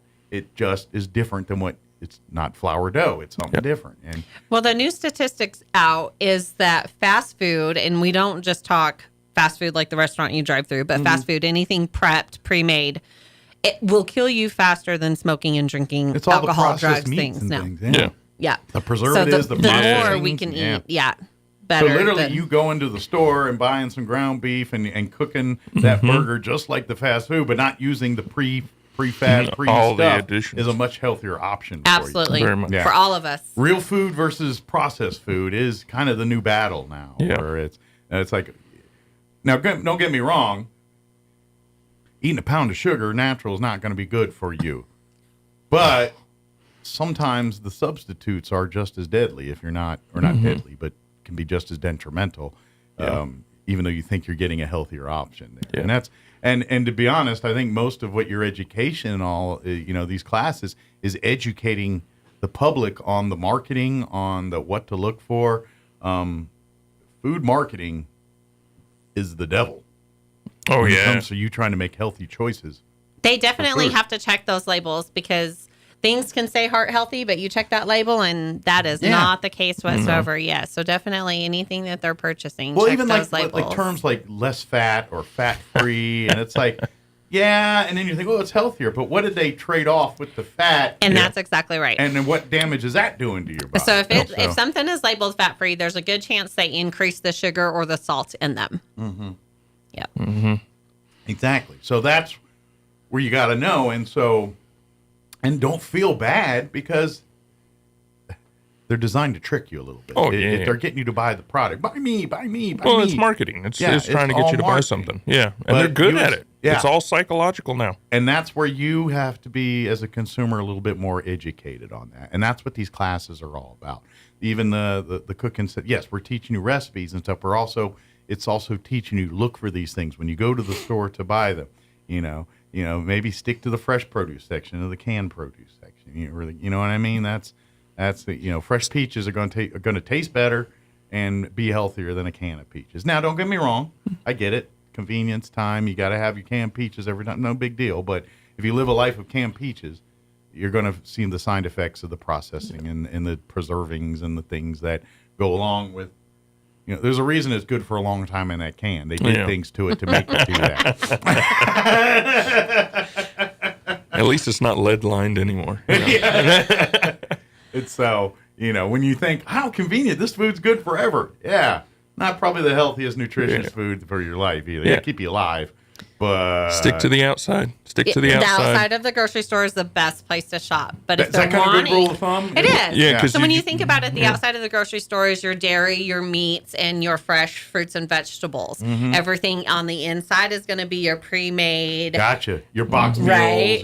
Yep. Chips, okay. But things like that. The stuff that goes bad quick is on the outside. Yep. And what I mean by that is fresh stuff. Your produce, your meats, and things that have a shelf life. Yes. Eat it in a few days, or you're going to be sick if you eat it. Go in with a meal plan. So if they're interested in learning more about cooking at home, the Extension Clubs are hosting a training on March the 7th on homemade crescent rolls. Excellent. So sign up and now. what you can stuff them with. Ooh. And that's really wait. Is this healthy? It sounds delicious. So we're going to have lots of healthy options. This Absolutely. is the mullet of foods. It's all business on the outside and party inside. I like mullet it. Of food. I like it. But sign up now. Come to these classes. That one is an RSVP so that we make sure we get plenty of ingredients. So please sign up and RSVP and get and kind of use this. Maybe if you've never gone to any of these classes or done any of the stuff there, use this as your first window into and kind of meet the people and kind of see what it's about.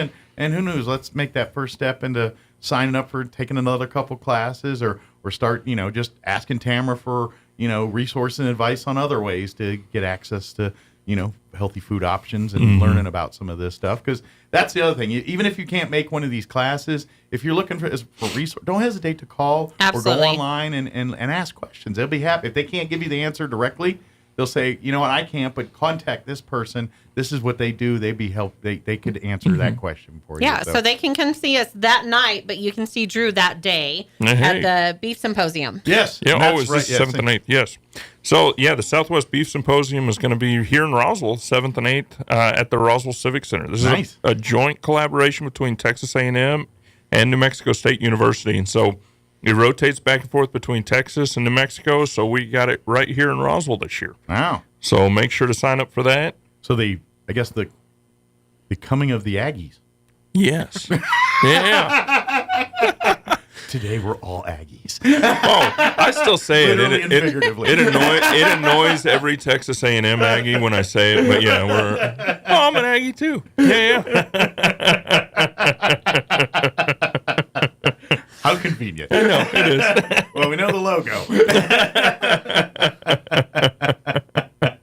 It's with the whole symposium. That's a big piece of beef. They all sit just tapping that ring right there. Yeah. But you know, if you're in the industry, this is obviously a who's who kind of thing. You want to be there and see, you know, the latest and the greatest in information. And you know, that's something that I think, especially people that aren't directly in the ag industry, you know, you talk to a lot of people. We're all in the ag industry. If you eat food, you're in the ag industry. But as far as are a part of the processing of the foods and things to present, you know, you realize there's people are outside of that. They don't realize that the science and everything. It's like, I think a lot of people, it's like, oh, you're a farmer, so you put seeds in the ground and grow stuff, or you put cows in a field and then you know, milk them or do whatever. And it's like, yeah, in theory, that's what it is, but the science on the base level, but there's so much that goes into it. It's no different than saying, you're a race car driver, you get behind the wheel and drive around in circles. Yeah, that's in theory what you do, but there's a whole lot more to it. Oh, yeah. Same thing with here. It's science, it's all the STEM.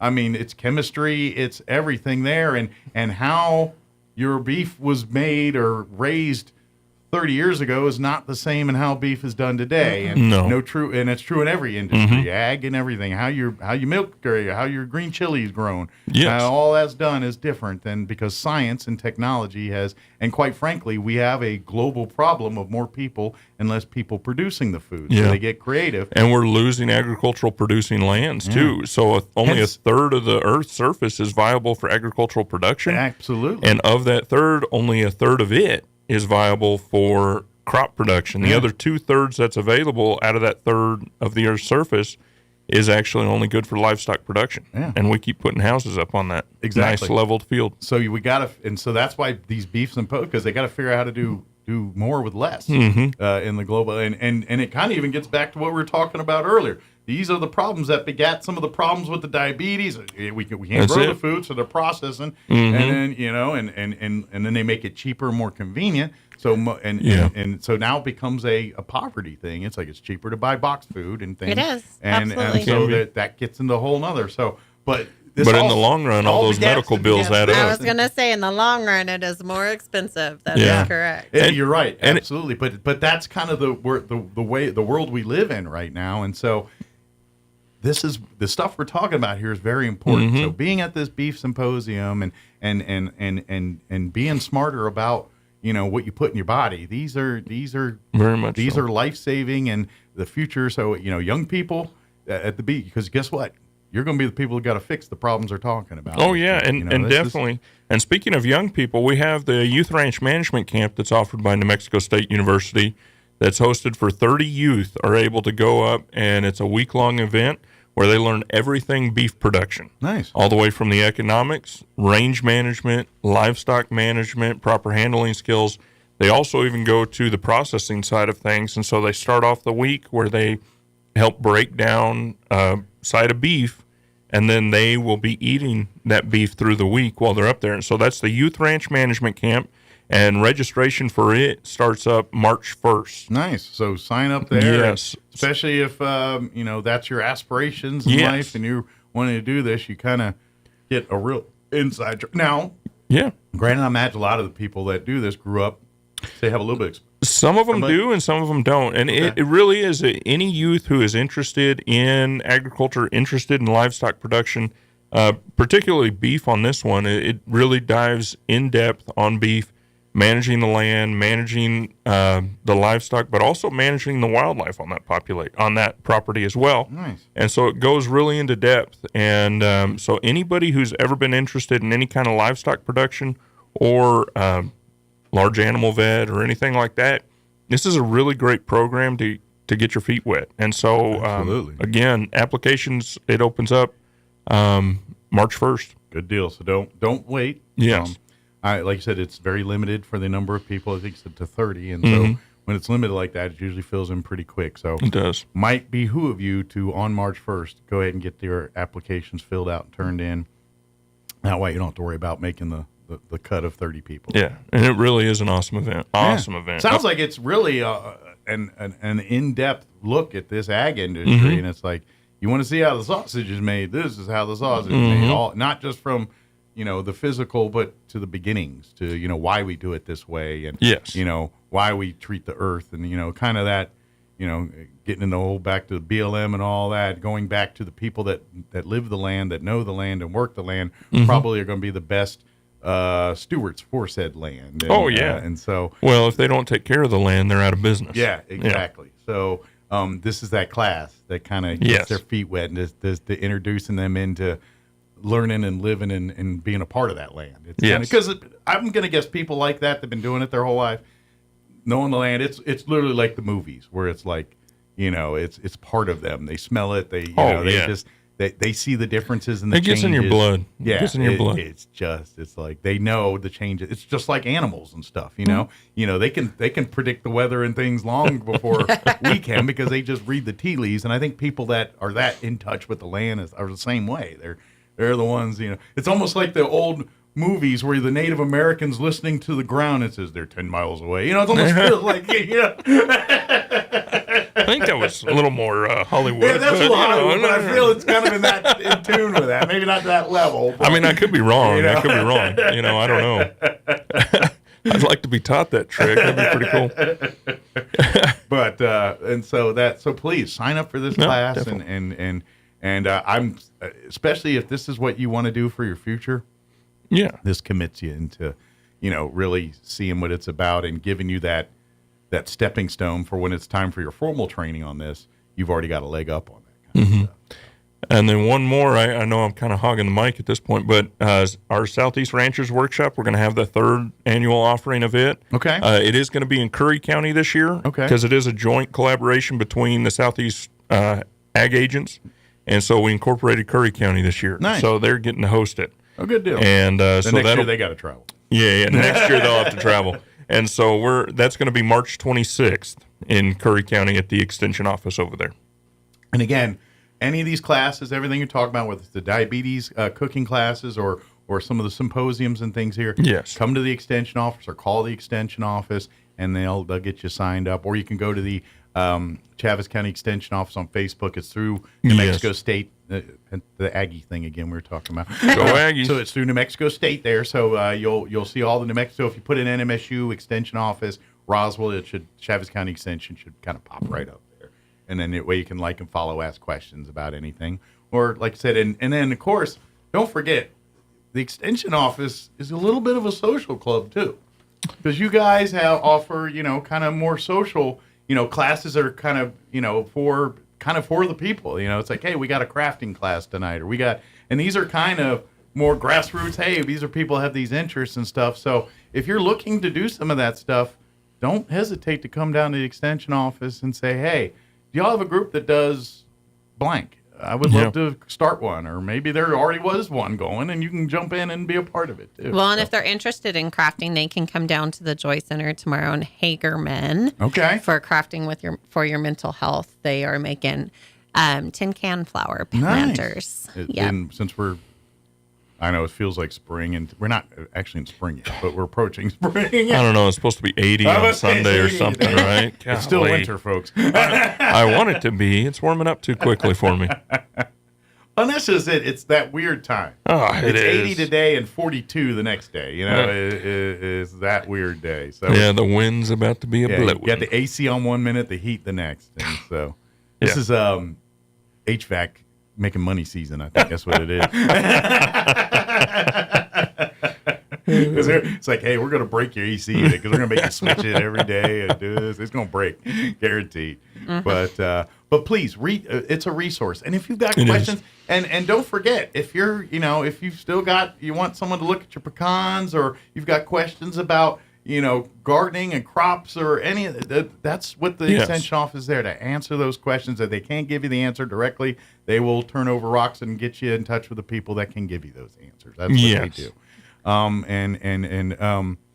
Do anything for 4-H we want to promote? Definitely want to sign up. We're getting closer to the closing period of this year, so if you really want to be involved and compete or show livestock, you definitely want to be signing up now through March 31st. That's right, because believe it or not, fair season's right around the corner. Oh my gosh, it comes up on you quick. I feel like it just ended, but yeah, believe it or not, we're only a couple months away.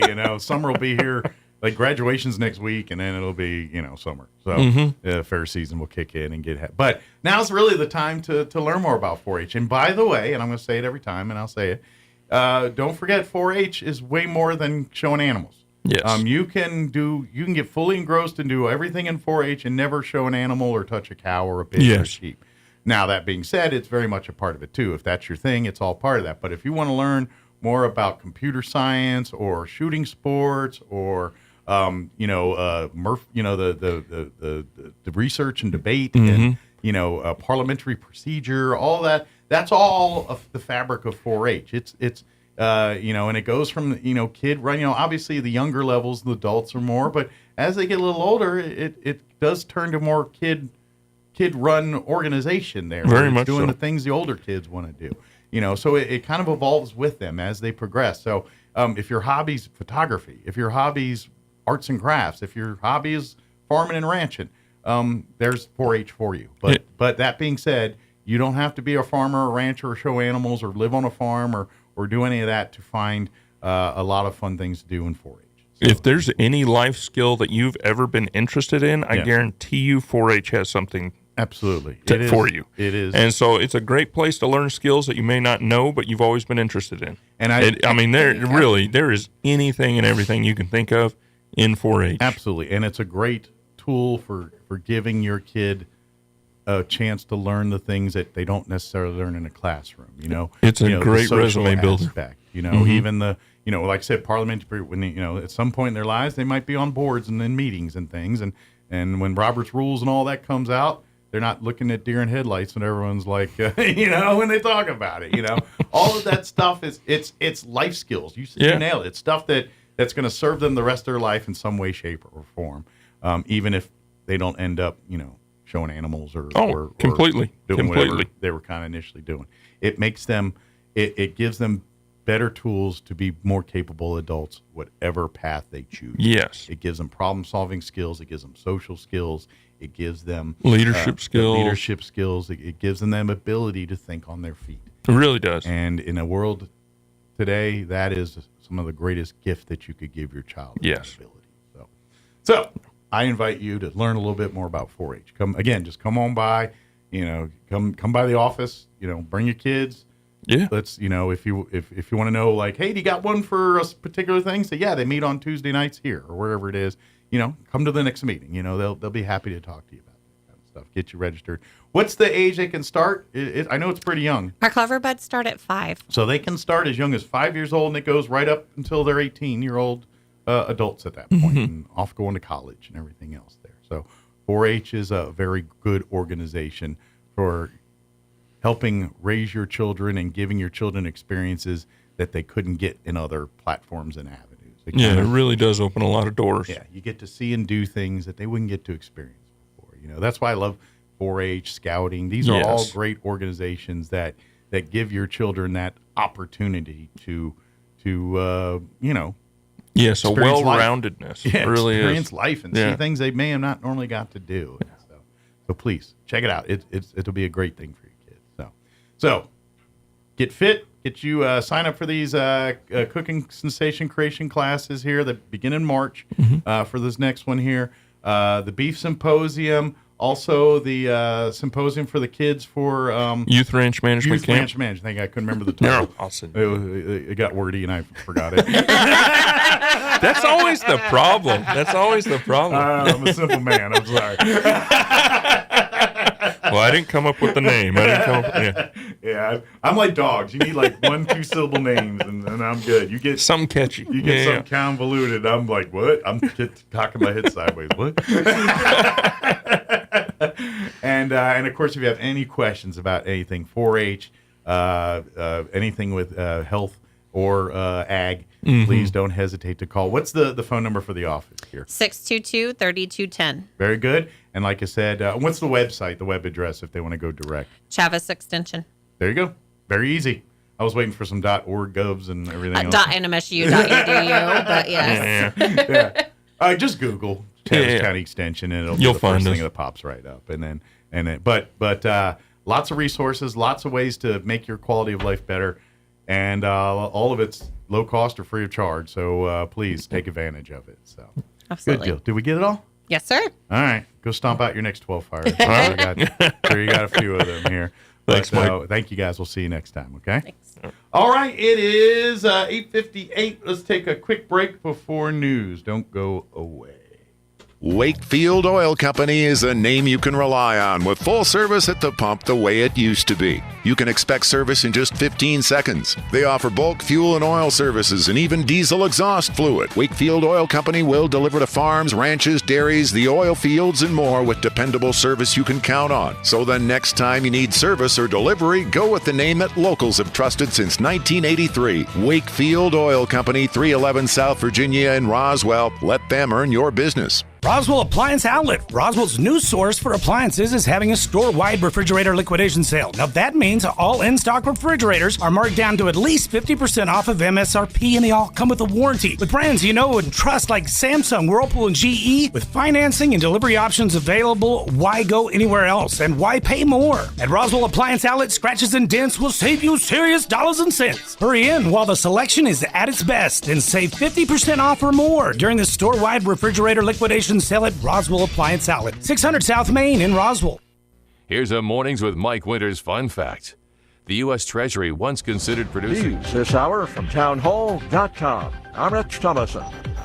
Amid his continually anemic polling numbers, President Biden is facing growing opposition from within his own party as he seeks a second term.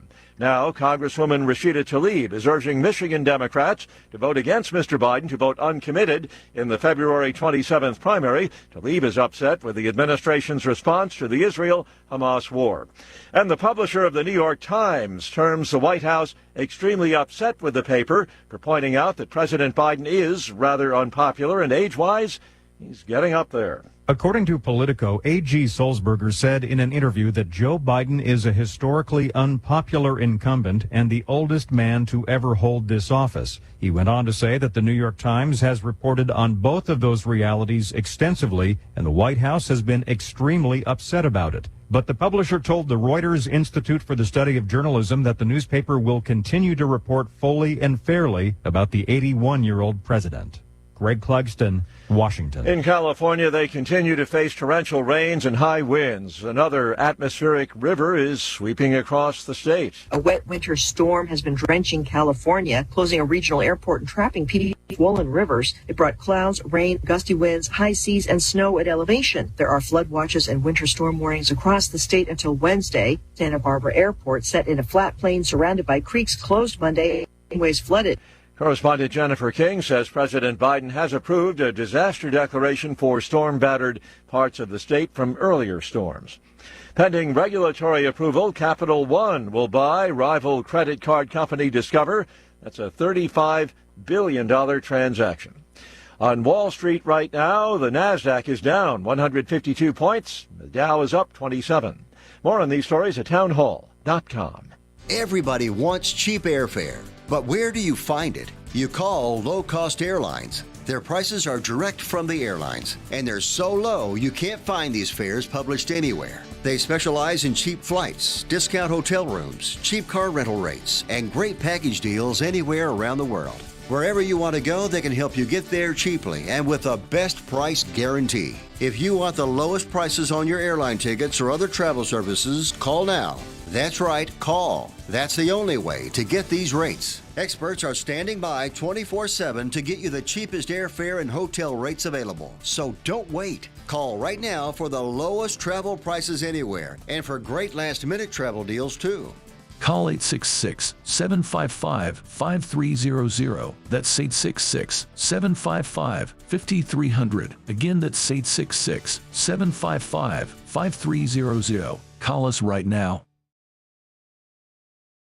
Everybody wants cheap airfare. The widow airfare, of Russian opposition leader Alexei Navalny is speaking out following the death of her husband in a remote Russian penal colony. Vladimir Putin has spent the past 2 decades systematically crushing all political opposition in the country. But now, of course, over the past few days, we have seen people bringing flowers and leaving tributes to Alexei Navalny. These are people who do want change in Russia, who are sympathetic to Navalny's cause. And Yulia Navalny has now called on them to unite in a fist and to punch Vladimir Putin's regime. But I think people really, the fear is very strong and the sense of pointlessness. And of course, it was Alexei Navalny who punched the hardest in his lifetime, and he paid an extremely high price for that. The BBC's Sarah Rainsford. Taiwan protesting China's boarding of a tourist boat as tensions rise around the Kinmen Archipelago, which lies just off the Chinese coast but is controlled by Taiwan. News and analysis, townhall.com. Celebrate good times? Well, go ahead. Just leave your gun at home.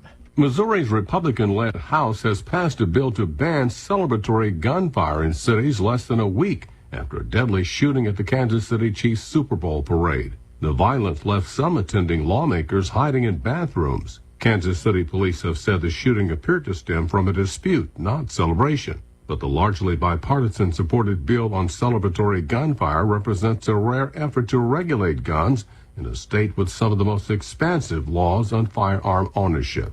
I'm Norman Hall. William Byron launched Hendrick Motorsports' 40th anniversary season by snapping the team's 9-year Daytona 500 losing streak with his win in yesterday's rain-postponed Great American Race. The last Hendrick driver to win the Daytona 500 was Dale Earnhardt Jr., and that was back in 2014. More on these stories at townhall.com.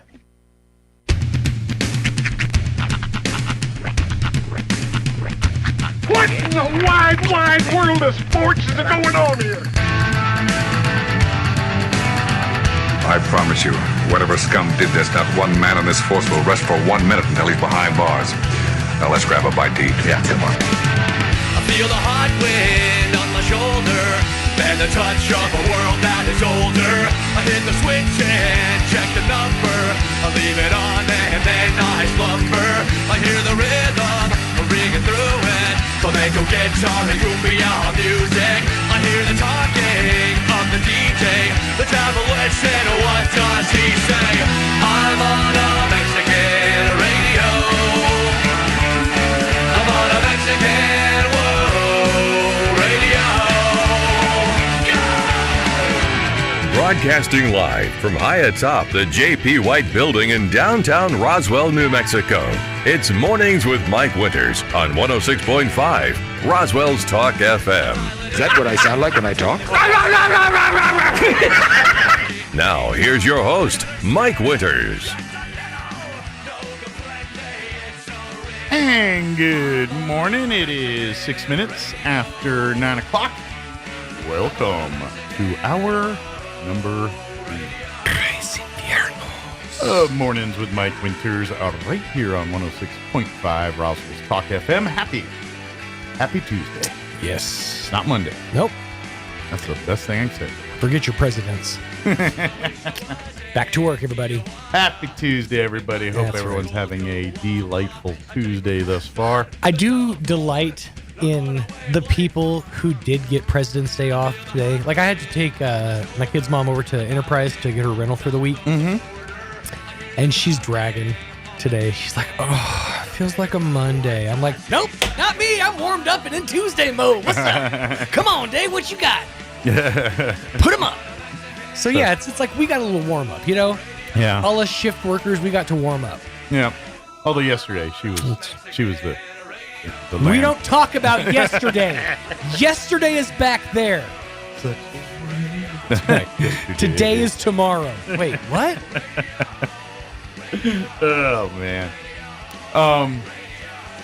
So I watched another segment of Dune. Another segment I still haven't finished it. No. I still got another 40 minutes or something. It's a tough watch, man. I got to give that to you. This is something I've learned. If you don't have somebody to watch something with, like to engage with them, it's real hard to stay conscious through some things. It's all right. I'm gonna get through it. Right. And I like it less the more I'm watching it because it's getting a little dry. Well, I mean, pun absolutely intended because it's shot in the Mojave.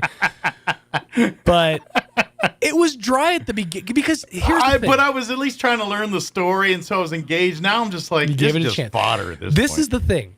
You made the same. Well, Dune made the same mistake as I made when I chose the first ever Star Wars movie that I was going to watch in full to be Episode 1, The Phantom Menace. Because that movie is basically like watching C-SPAN in space. Right. It's like there's a whole thing with the Galactic Senate, and it's like, oh my God, I don't care. Yeah, it's pretty bad. I really don't care about your spice. Yeah. Yeah, it's like your midichlorians in your Star Wars case or in the Dune case, it's the spice. And to be honest, I'm like, which are these good guys again? I can't remember. And then there's flashbacky a little bit because he has visions, and you're like, is this real or is this a vision? Right. I don't know. What's really funny about it though is the people who like Dune, they love Dune. Oh, I know. It's all about it. It's one of those things where you don't want to let them down. Yeah. The person I watched it with is one of my ex-girlfriends, and at the time she was super in. Like, she loved Dune. She loved the whole concept. Yeah. She had seen the original. She was a huge fan for it. And I tried, man. I tried. It's fine. Yeah. It was make throughable as long as you have somebody. But I'm going to get through the movie, which is better than I did the original 1984 Dune. I still to this day have not gotten through that movie, and I never will. The best way to get through something like this, and actually the problem with watching a movie like that with people like me, is that I'm going to make quippy little fun remarks all the way through it, Mystery Science Theater 3000 style, to keep myself interested. And that's why it's better for me to watch it by myself, because I will just offend those people if I say... Totally. You know, like my whole thing about the strays and the leg peeing, I legit had a beef with that and talked about it for 10 minutes during the movie. I will do that. And so that's why sometimes Mike should just watch movies by himself and keep his thoughts to himself. Mike has shower thoughts while watching cinema. He has cinema thoughts. Well, I guess that's how my brain. I'm do the same thing with commercials. Like I get it, they're being funny, but I'm just like, come on. At what point did you think this was a good idea? One thing I will totally analyze, especially if I see a commercial enough times, is the casting of the family. Yeah. If it's like a family, like a biscuit ad or whatever, it's like, I don't think those kids came from those parents, you know, or there's a backstory here because those kids are redheads and you guys both have black hair. Mom's been messing around. Yeah. You know? Well, now we live in the world where they try to crowbar diversity. So. Oh, yeah, that's always the weirdest thing. So like, everything's got to be a check a box, and so it's, we need one of this, one of this, one of this. You have a trans Asian and a black child. Yeah. But you guys are both Midwestern white people. Yeah, they just, regardless of the scenario of which they're trying to portray, they're going to make it a diverse thing. And I'm like, I get it, but you're just selling laundry soap, man. You don't have to make it about kumbaya here. It's just a housewife, wanting laundry soap is all we need. One of the funniest clapbacks in advertising history was Campbell's Soup, because they ran a commercial with I think it was like a son, it was like two dads and a son, and somebody online like tweeted at Campbell's like, you make me sick. How dare you depict this horrific depiction of what you consider a family? And Campbell says, they clap back with something to the effect of, we're sorry to hear about that. Might we recommend a hearty cup of Campbell's soup to warm your cold, dead heart? It was just like the perfect clap back. Did they recommend a flavor? It was chicken noodle. Yeah, it was. Might we recommend a hearty cup of Campbell's chicken noodle soup to warm your cold, dead heart? You sound like a hearty bean and ham guy. Split pea with ham and bacon. That's right. Chicken stars. Chicken pot pie. But yes, it's and look, if things happen, that's great. I just hate the fact that they like, no, we must crowbar and check these boxes. I'm tired of that. Yeah. I'm tired of having to check boxes. Let's just things happen organically, and that's the way humanity is, organically, naturally. If you try to make people do a certain thing, then you're going to get resistance. It's just nature of humanity. So, anyway, let me give you the rundown between the nuggets of dumbness and what? I just think people are furious that the new Helen Keller movie isn't portrayed by a woman who's actually blind, deaf, and dumb. Is there a Helen Keller movie? No, I'm just kidding. Oh, I was saying, is there a new one? But let me give you the rundown here. We're going to talk pizza here in just a few minutes. Here, we should have the folks from Dion's give me a call here, and they are introducing not one, not two, not three, but four new gourmet pizzas, and all of them are delicioso. Fantastic. We had a perk of being a radio DJs. They brought us one of each of these pizzas yesterday for lunch, and so we got to eat. And we're still eating. Plus a, by the way, as yet untouched gigantic salad. Yeah, right. So I'm just saying. We didn't get to the salad yet. So we will get to the salad. So we got 4 new pizzas introduced to you, and we'll talk about them here in just a bit. Yes. And then right after that, we're going to talk some scouting. We're going to have Denise Trowbridge and Jimmy Allison join us with the Conquistador Council here and talk scouting, particularly their Pinewood Derby coming up here in March. And that's kind of, in Cub Scouting, that's kind of the most visible thing that they do is the Pinewood Derby. It's a big deal. Pinewood Derby, and then we always did the extras like the Pinewood Rocket. We never did the boat, but we did the rocket was the big one I remember. Yeah, running down the line. I did the boat once, but mostly Pinewood Derby. Definitely the car. I did like 3 iterations of the car. Yeah, so that's kind of what our plan is for this hour. I haven't whittled in so long. Me either. Oh man, I should get me a Pinewood Derby kit. Go for it. You can buy them, right? Like you can go to Scout headquarters here in town. Legally, you can buy them without having to be a scout. I don't have to slap on a neckerchief to go buy one of these. Just walk into the Boy Scout headquarters here on Aspen. Ask for a Pinewood Derby. I don't have to be like walking to the car. Like, you know anything about a Pinewood Derby car? Talk to you in the back, maybe. Got a New England clam chowder. Chickens in the pot. They'll let you buy a Scout uniform probably if you want. Now you're selling me. If they have it in my size, of course they do. That might be something to rock. They're adult Scout leaders. Well, not a Scout leaders uniform. I mean, like they're the same uniform. No, if I can get a Cub Scout uniform, like the Cubs, the old school blue. I think they make blue ones for adults, but I think most of them wear brown. Okay. Even they just wear different color epaulets. I just haven't worn a neckerchief in so long. Neckerchief in so long. Go bolo. Bolo's not a bad option. Bolo is fancier. Yeah. Let's see. I'm waiting on a phone call. I know. Not seen them yet. So let's do this. 9:15. Let's go ahead and get you up to date on the weather.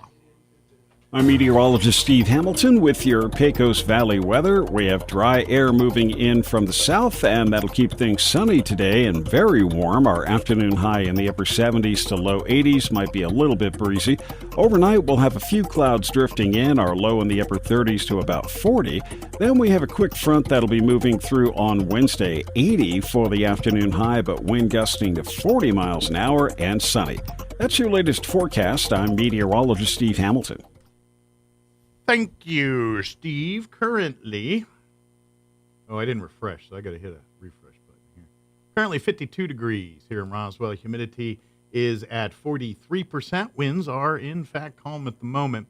We have a warm day in store for us today. Sunny skies, expect a high of 81 degrees. Winds will be out of the south, 5 to 10 miles per hour. Partly cloudy tonight, expect an overnight low of 38 degrees. Southwest winds 5 to 10 miles per hour. Wednesday, going to be warm, going to be windy. They're talking patchy blowing dust for Wednesday afternoon, mostly sunny and a high near 80. Winds will be out of the west, 5 to 15 early, increasing 20 to 30 miles per hour, gusting as high as 40 miles per hour. And because of all that, they have issued a fire weather watch for Wednesday, beginning at 11 a.m. and remaining in effect through 7 p.m. Tomorrow. Tomorrow night, we're looking at mostly clear skies with an overnight low of 42 degrees, west winds 10 to 20 miles per hour. For your Thursday, sunny, cooler, 69 for a high, north winds 10 to 15. Friday, mostly sunny, once again, highs right around 67. And then Saturday, where you warm back up into the 70s, mostly sunny and 73. Sunday, partly cloudy, back into the low 80s. So there we go. Other than our wind-filled Wednesday, pretty nice week for the most part there. All right, 9:17. We're going to take a quick break. We'll see if our folks from Dion's call here. We also got the Boy Scouts, so we'll get it all figured out. But we're going to have our guests. I'm still kind of waiting on a phone call, so hopefully they'll call here in the next few minutes. But quick break. We'll be back. Don't go away. So what do love and onions have in common? Well, they both can make you cry, and both are on our mind right now. Hi, this is Jim Gill from Roswell Seed Company. February is a time for roses and chocolate kisses, but it's also time to plant onion. Yeah, I know. You were wondering, where is he going with this? Growing your own onions is easy and fun, and we have everything you need to get started. So when you think of love, think of onion. Just be sure and bring along a few breath mint. Yes, dear.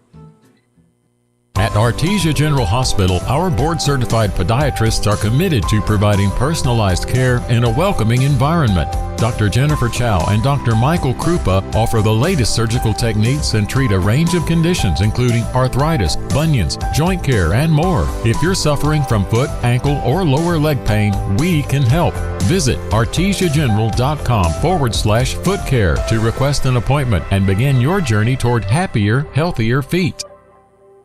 Attention Roswell, Carlsbad, Artesia, and all of southeast New Mexico. The University of New Mexico wants you. UNM is ranked in the top 1.5% of all universities in the world, and the only Research One university in New Mexico, with over 200 academic programs and endless opportunities. UNM is truly a world-class university. Define your future at the University of New Mexico, and UNM has increased the number of scholarships for 2021, so now is the time to apply. Apply today at unm.edu. Now accepting applications from Southeast New Mexico. Here's a Mornings with Mike Winters fun fact. Due to extreme pressure and weather conditions, it literally rains diamonds on Neptune and Uranus. Stop snickering because I said Uranus. Here's Mike Winters.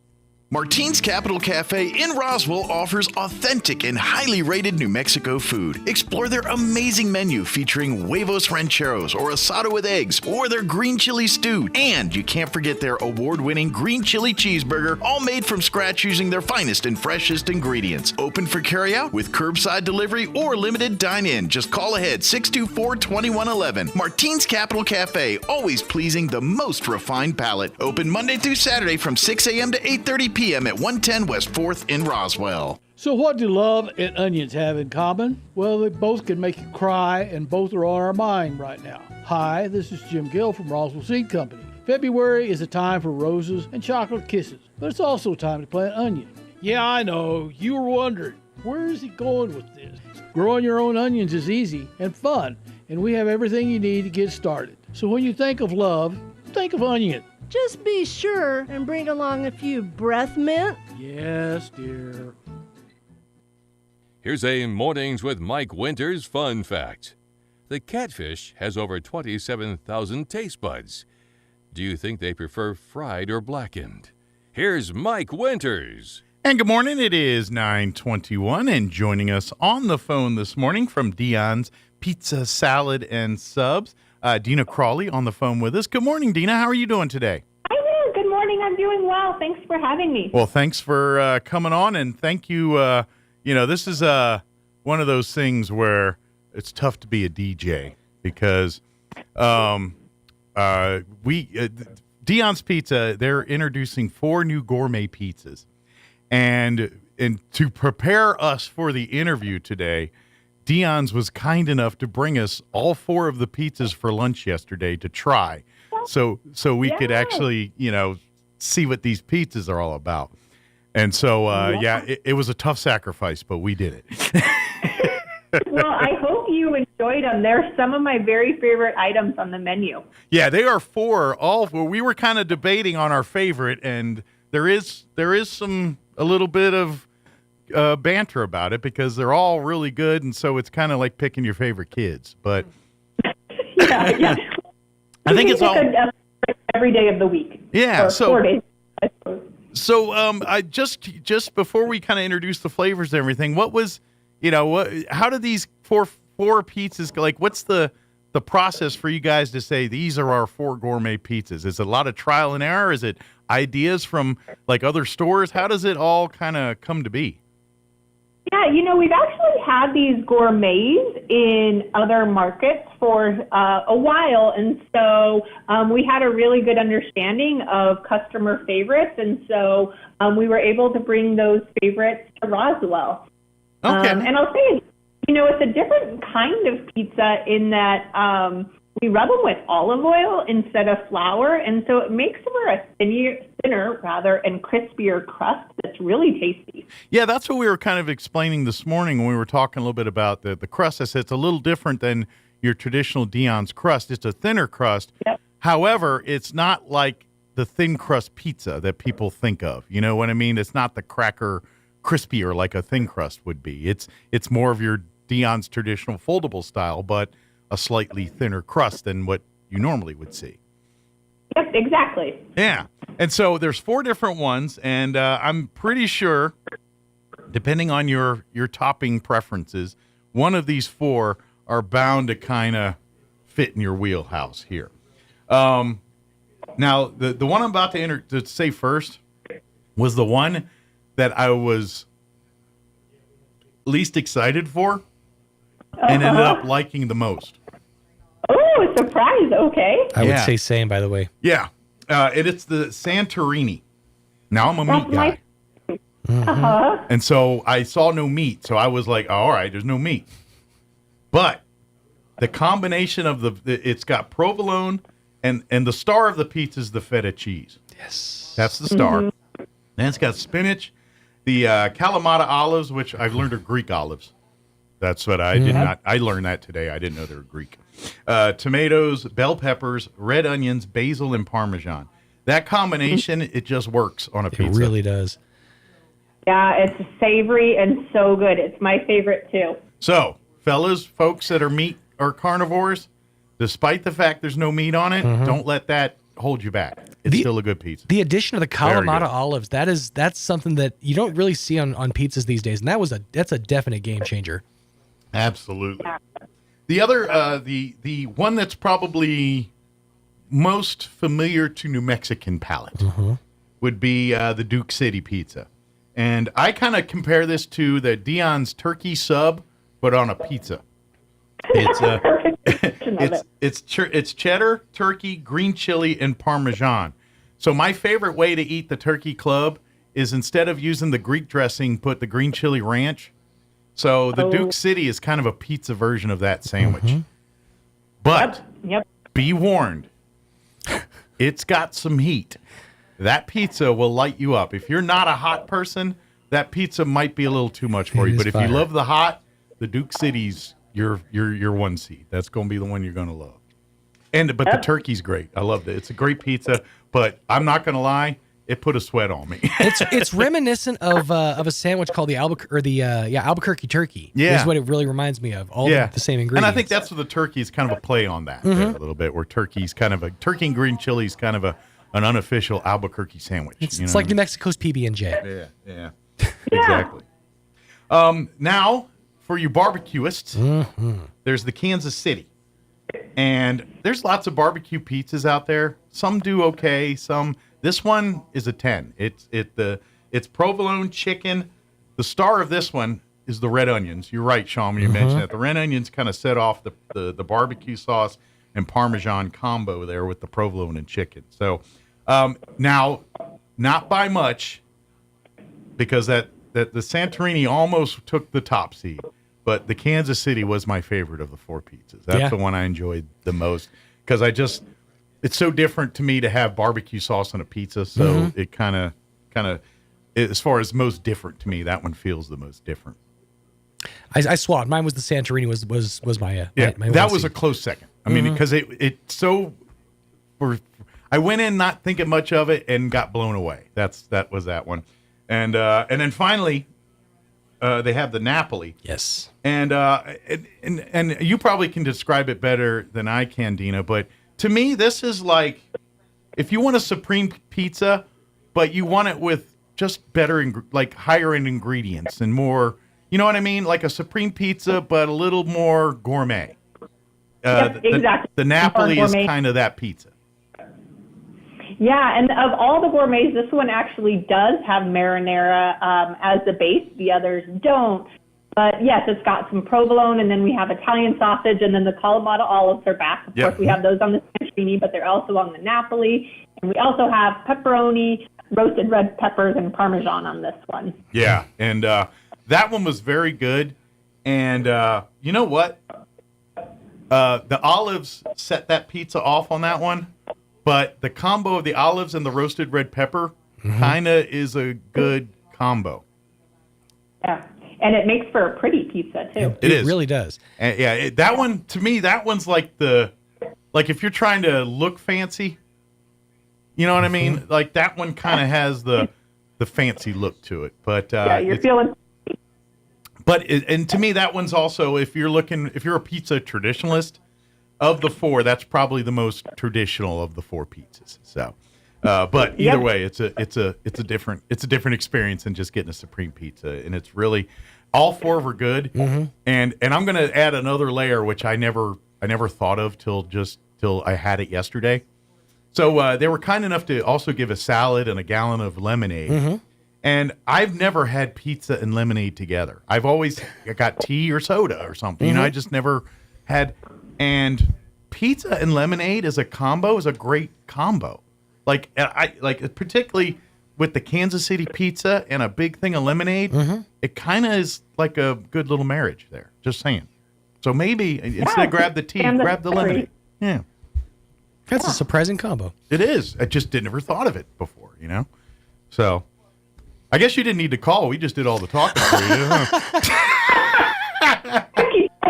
You're doing it well. I'm going to actually rip some lines off from you. I like the turkey sub as a pizza. It is. That's what it, and I think, you know, I've talked before about it of the subs there. That's my go-to. I love the turkey sub, but I get the green chili ranch and just kind of pour a line of that right on top of the sandwich. And to me, that's my favorite sandwich. Certainly at Dion's, I would even argue maybe in town right now. It's kind of, it's that good. And so to see that on a pizza is kind of what it is. To me, it's the Duke City is that turkey sandwich on a pizza version, but with the green chili. And but I warn you, that green chili, I was sweating. I was like, man, this is a good hot green chili. It satisfies New Mexico's green chili. It's not the New York City green chili. So.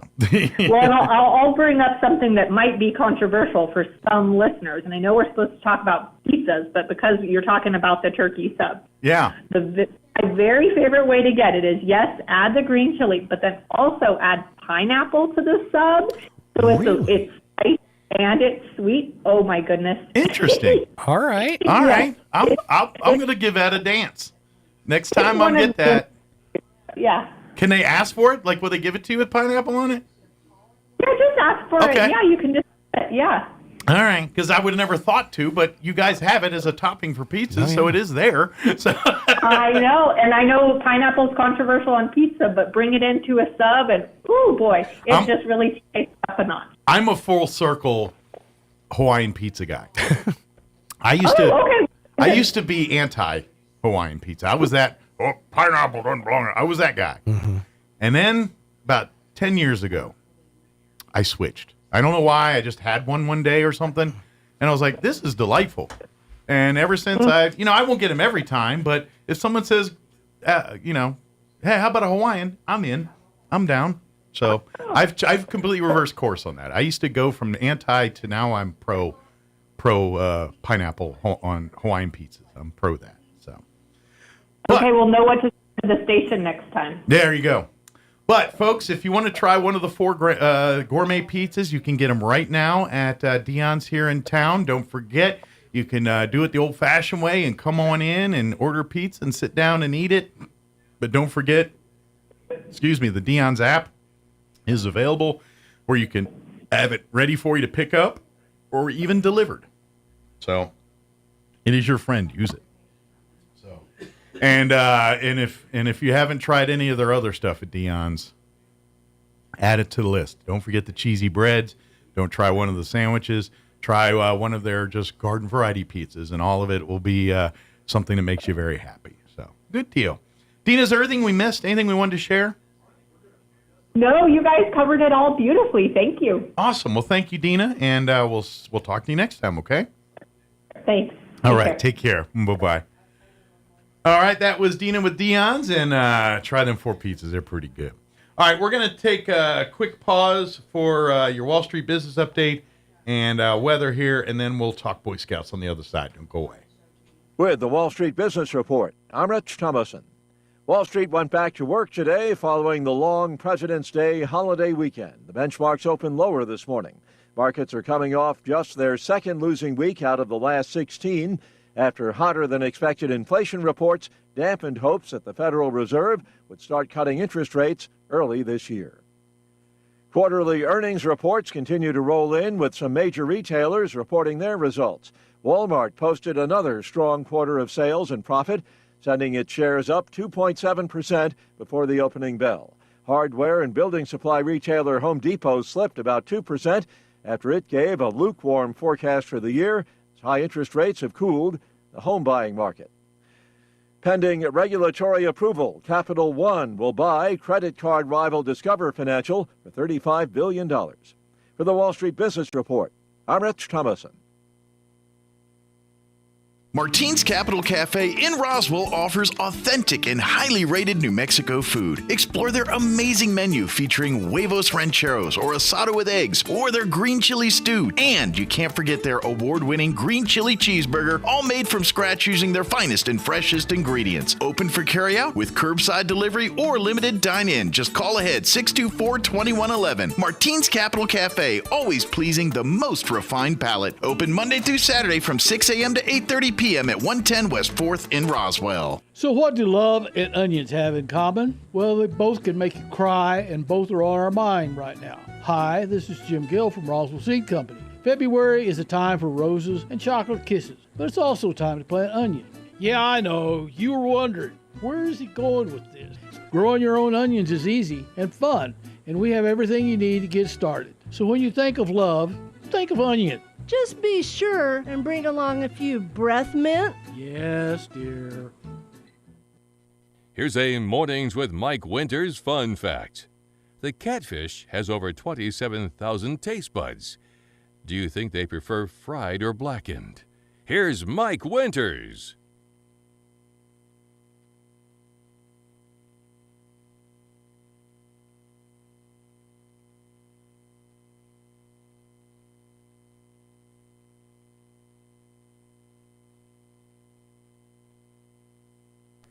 And good morning, 35 minutes after 9 o'clock.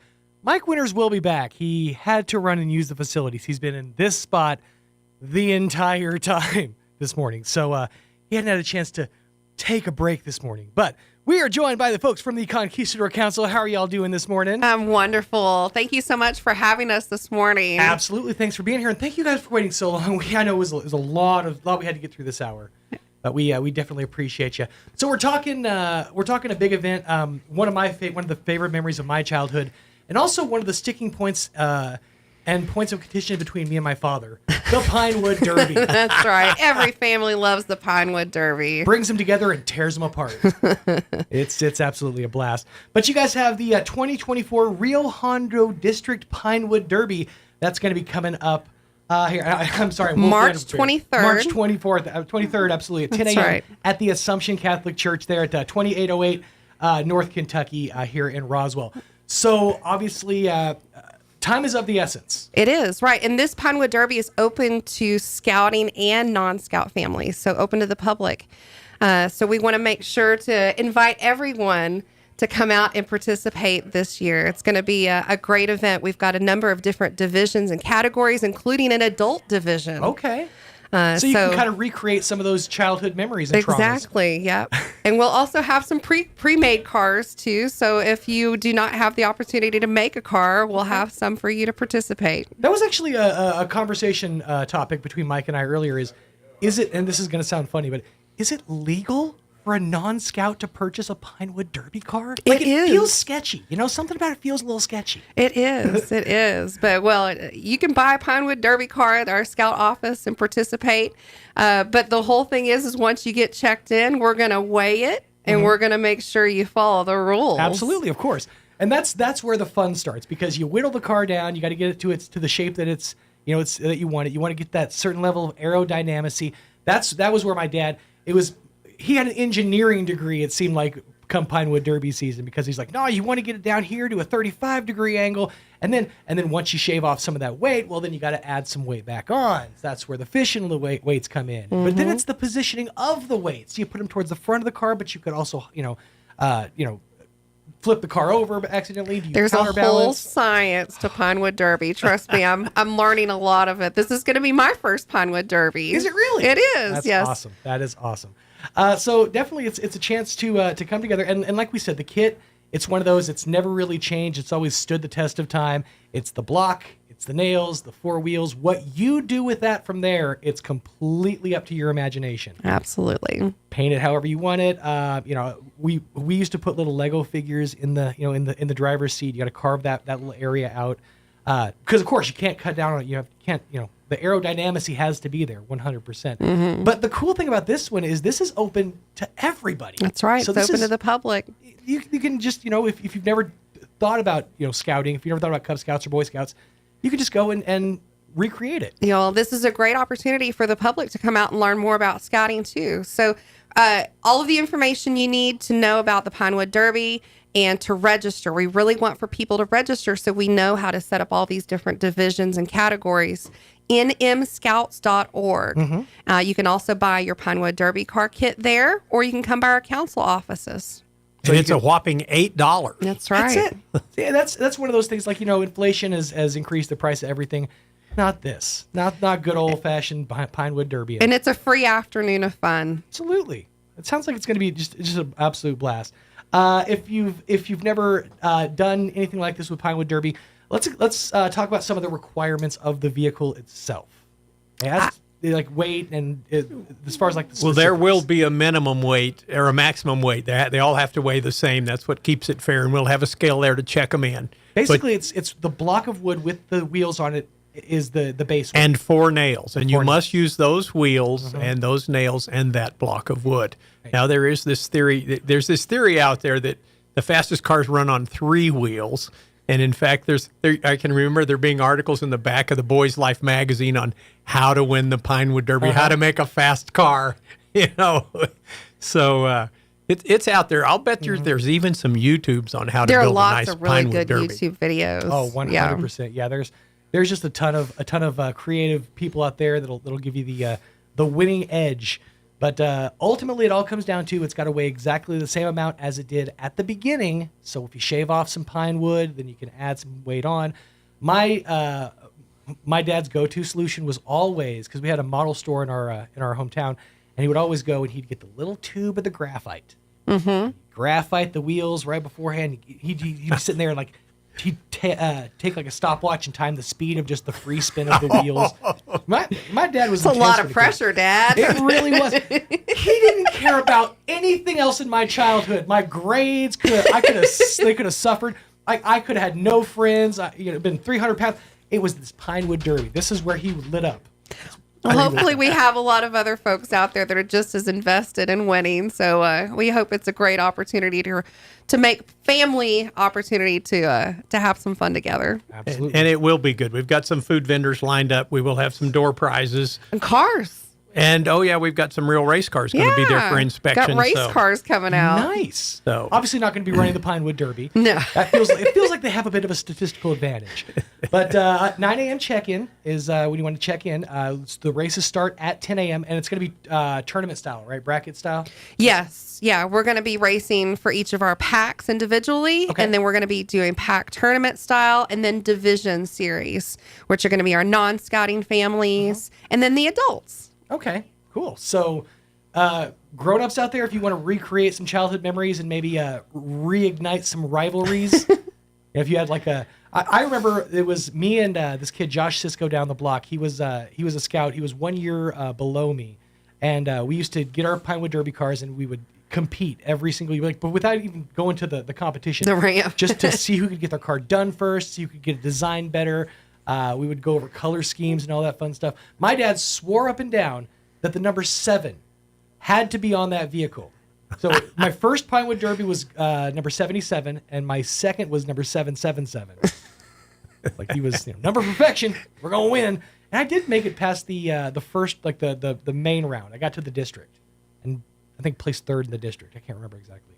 He still has the trophy, or he still had the trophy until he passed. But it was definitely one of those memories that stands out. So it's a great chance for you to get together with the whole family, make your own memories, and start a new tradition. And learn more about Cub Scouts, too. Absolutely. And that's the other thing is, it's a new generation of scouting. Scouting is open to young ladies as well.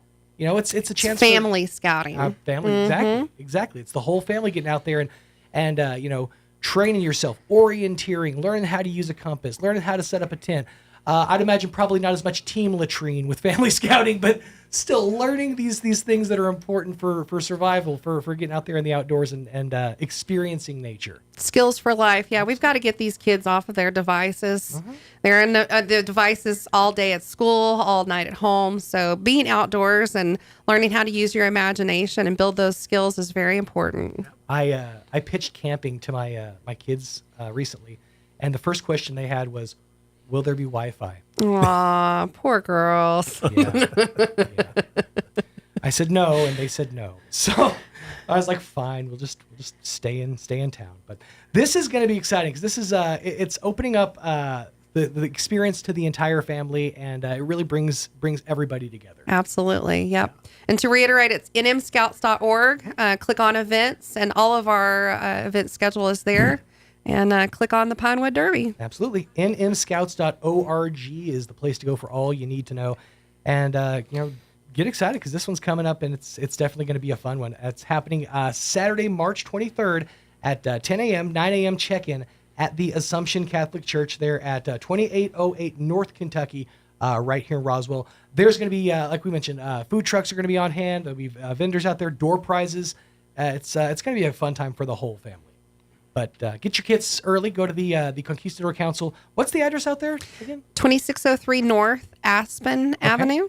Right there. Or you can buy it online right there, our scout shop at nmscouts.org. There you go, nmscouts.org, or head to the brick and mortar. It's right there, kind of catty corner behind the Mormon church. Can't miss the place. And get your car. Get excited because this is I love this time of year. It's always a fun time. Even after I was a scout. When I was first starting out in radio, we got to go do the live broadcasts of the Pinewood Derby when they were doing it out at Roswell Ford, and those are fun broadcasts because you get to get the kids on the air and get them talking, get them what they were most excited about, and really pick their brains as far as like how much skill did you put into this and how much was it mom and dad. Because let's be honest, they're over in the corner kind of talking, doing their own thing. Mom and dad are standing there at the finish line like, come on. Invested. Come on. Exactly. We have a marriage riding on this car. So, but yeah, families, get your vehicles and get ready for a great time. It's Pinewood Derby 2024. You guys, do we miss anything as far as the event itself? The only other thing we wanted to make mention of is we're looking for adult volunteers. In all aspects for our Cub Scouting program and our scouting program, male and female, merit badge counselors, which can be related to your hobby or your occupation. Okay. We need leadership for some of our packs, some of our troops. Our girls troop that's sponsored by Bethel Baptist Church is looking for a new scoutmaster. Okay. You can find out what that involves. We have all of the training available for that. It is easy to become a leader in our scouting program. There is an application that's required and a small fee for the background check. Sure. And then there is a youth protection training program that everyone is required to keep active every 2 years. But we do and would love to have some folks that would like to be involved in influencing our community and our youth by joining in our leadership positions in scouting. Absolutely. And it's a great chance to reconnect with with tradition. Like we've been talking about it this whole time is, getting away from our devices, separating from all the technology around us and reconnecting with nature, with our families, with traditions. That's really what scouting is all about. And, well, that and selling some popcorn, but it's a great chance to reconnect. And if you have kids that are coming up in the scouting program, this is a great way for you to be a part of their experience. And it's not just kids. I'm involved in a troop right now with my granddaughter. Really? So that is awesome. Yeah, that's awesome. So boys, girls, if you're interested in scouting, definitely get involved, get signed up. But volunteers out there, if you're somebody who has a heart for kids, has a heart for the great outdoors and the more traditional ways of doing things, then this is a great chance for you. You mentioned Boys Life a few minutes ago, and it kind of was like it triggered a core memory in the back of my head because I remember flipping through the back of those Boys Life magazines and how badly I always wanted the hovercraft and all the cool stuff in the back of those Boys Life magazines. I imagine they're still in publication, right? That is still in publication. It's now called Scouting Life. Okay, because it makes you gotta open everything up. I understand, but Boys Life magazine was totally my jam back in the day. So volunteers, if you are interested, how do you get in touch with you guys? Call the Scout office. Okay. 622-3461. 622-575-622-3461. You can find out more information at, again, nmscouts.org. All the info that you need to know is there as well. But the big event is coming up Saturday, March 23rd. A little bit of time to prep, but if you've ever whittled a vehicle, then you know it takes some time. There's a little finesse that's involved. But, get your cars or your blocks and turn them into vehicles, and let's get ready for a good time. It's all coming up on Saturday, March 23rd. The check-in at 9 a.m., the start time at 10 a.m. And again, that's at the Assumption Catholic Church. They're at 2808 North Kentucky, right here in Roswell. Go get registered. Let us know you're coming. We're looking forward to it. Thank you so much. RSVP, it's the way to be. Absolutely. Let them know. But again, volunteers, if you want to volunteer and be a part of it, 575-622-3461 or visit nmscouts.org. Well, thank you guys so much for your time. And again, thank you for waiting. We really do appreciate it. Thank you for filling in on the fly. I heard the dead air. I'm like, Mike's not in there, is he? Uh-oh.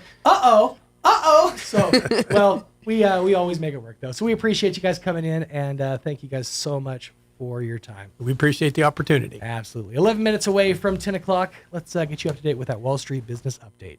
With the Wall Street Business Report, I'm Rich Thomason. Wall Street went back to work today following the long President's Day holiday weekend. The benchmarks opened lower this morning.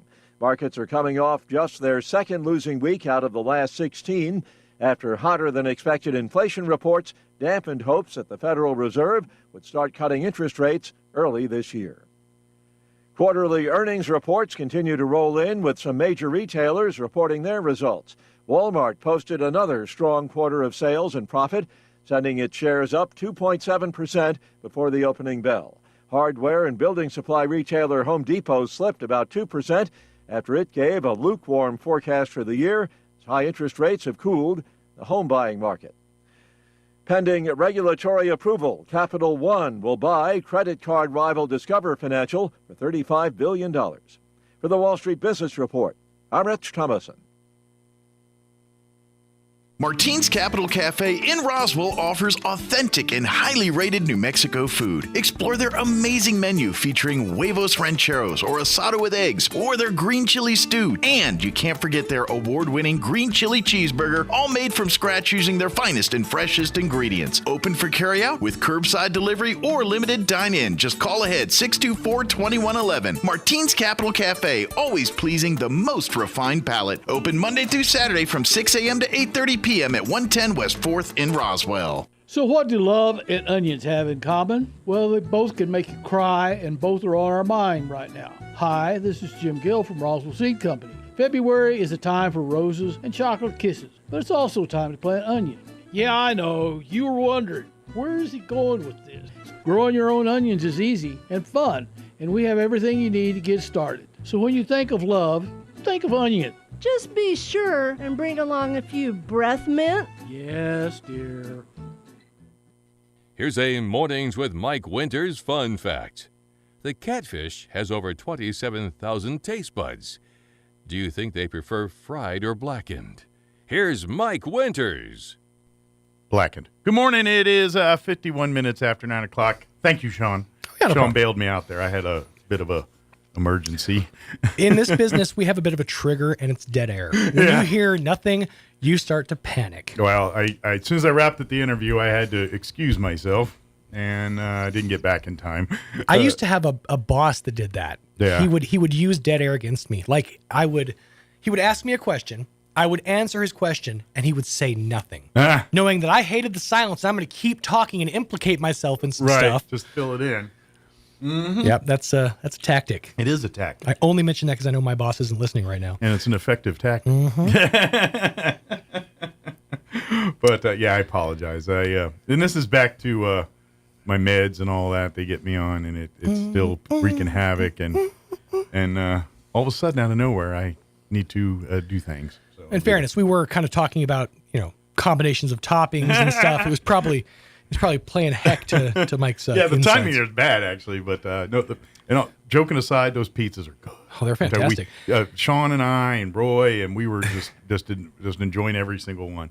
After that phone call, I literally left this room, went in and warmed had up a piece? pizza. Yeah, we warmed some up. Well, I'm going to lay low on food right now. There's nothing against the pizza. Just no food in general. That makes sense. Not my You ever? cup of tea. This is actually happened to me this morning. You ever have your insides make what can only be described as an English word, or like you could spell the word that it's of the sound it makes? I feel like that's my life. An right now. onomatopoeia, I guess. My body today, like my stomach, as I got to work, it literally said "bort." B-O-R-T. I heard it very clearly. Hey, Bort. Sean, do this. Show me your teeth. There's spinach. I don't want to do that. No, I think you got. I was going to tell you. I think there's something right here, like a piece of olive or something. Okay. I'm trying to be doing a solid here. Yeah. Yeah. Well, I saw you talking, and I was like, I think it's a piece of. And then you just said you had pizza. I was like, I'll bet that's olive. It looked I'll olive. just hide behind the mic for the rest You're of good this now. break. You Okay. just. I was just noticing when you're talking. There was a piece of olive there. It was one of the delicious Kalamata olives on top of the gourmet pizzas that you can get right now at Dion's. See, he was telling the truth. He had a piece of pizza. That's the problem with cameras and radio. I never had to worry about olives in my teeth before. That's I right. used to eat donut burgers on the radio. Well, and it wasn't like when you got your mouth from out in front of the mic, I saw it there, and I was like, oh, I got to tell my boy he's got something in his teeth. Good looking out, homie. And if I'm not sexy for you, I don't, Well, it ain't worth it. And I'm that guy. I'm not the guy that's going to let people run around with the bat in the cave or the piece of spinach hanging out. I will be that person. Hey, got a little something. I'm not going to let you go out to the public and do that. I will do you the solace saying, hey, because it happens to all of us. Right. We all get a bat in the cave. We all enjoy spinach or something that gets all stuck in our teeth. It just Flies down, maybe. It happens. Absolutely. Just flash back to that scene in When Nature Calls. Yeah. Excuse me, but I can't. Bumblebee tuna. Your blanks are showing. Your boys are showing. Yeah. But, I'm always that. We should always help our fellow human with these types of things. These are doing solid. Because the people that make fun of you for that, it just hadn't happened to them yet. Right. Or it has, and they got made fun of, so now they got to pay it forward. So. It's not helpful. You're not helping society by paying that forward. Now, if it was a couple days since you had spinach in your teeth, then we got a problem. Yeah, then maybe that's the least of your concerns. It's like, I hadn't had spinach since last Wednesday. Then we're like, whoa. When was Trump in office? Matter of fact, it was morning of January 6th. Speaking of, have you seen the ridiculous new Donald Trump sneakers? I did. That is a bit odd. There's a lot to unpack there. They're called, I think, the Freedom 45s, or what I love is people online are calling them the January 6ths. Well, and then your MAGA Trumper folks, they're going to wear them shoes. Sure. But in all seriousness, that's a ridiculously stupid thing. That it's gold. Why is it gold? Well, I know why it's gold. It's just because it's not, Trump. Yeah, it's not a good look for a shoe. I'm sorry. A sneaker line is not part of your presidential campaign. No, never should be, nor should it be. And the moment we turn your presidential campaign into a sneaker line, we've got a problem. Right. And so that's the way I see this. It's like, look, I get it. You're trying to get younger voters and everything, but at the end of the day, we can't cheapen the position to get. Because I'm sorry, the president shouldn't be hawking sneakers. No, I agree. Nor should the president be hawking NFTs. Exactly. Steaks, vodka, cheap travel. But I don't even mind that as the business now. Right. This is specifically President Trump putting sneakers out to get votes. This ain't Trump trying to make money by selling you water and crap. This is something different. It definitely does seem like a weird product line to put out. It is. It's just, I don't know. It's off-putting big time. It was pretty funny to see Trump show up at SneakerCon, though. Yeah. Well, and I'm not a sneakerhead. Right. I know sneakerheads. I can't imagine there's a sneakerhead on the planet that's going to look at these as coveted shoes. Now, most of the sneakerheads I know do like gaudy designs. They like the real big flash. But they pay for the Nike swoosh or the Jordan, right? As that much being as anything. Said, I've talked to a lot of quote unquote sneakerheads that tell me high tops have not been in for a very long time, and these are all high top sneakers, and that's like they're shying away from that style. Gotcha. So it's like maybe you should have done a little. But bit they of research. still collect them. They do, and that's the thing. It's like how many of these people actually wear the shoes? Yeah, these they aren't collect? shoes for wearing. Yeah, I think they wear them once in their life, maybe, and then the rest they sit on a shelf to stare at. The funny part was Balenciaga threatened to sue because of the red bottoms. Was that a thing? Balenciaga is known for having red bottom shoes. Oh, yeah.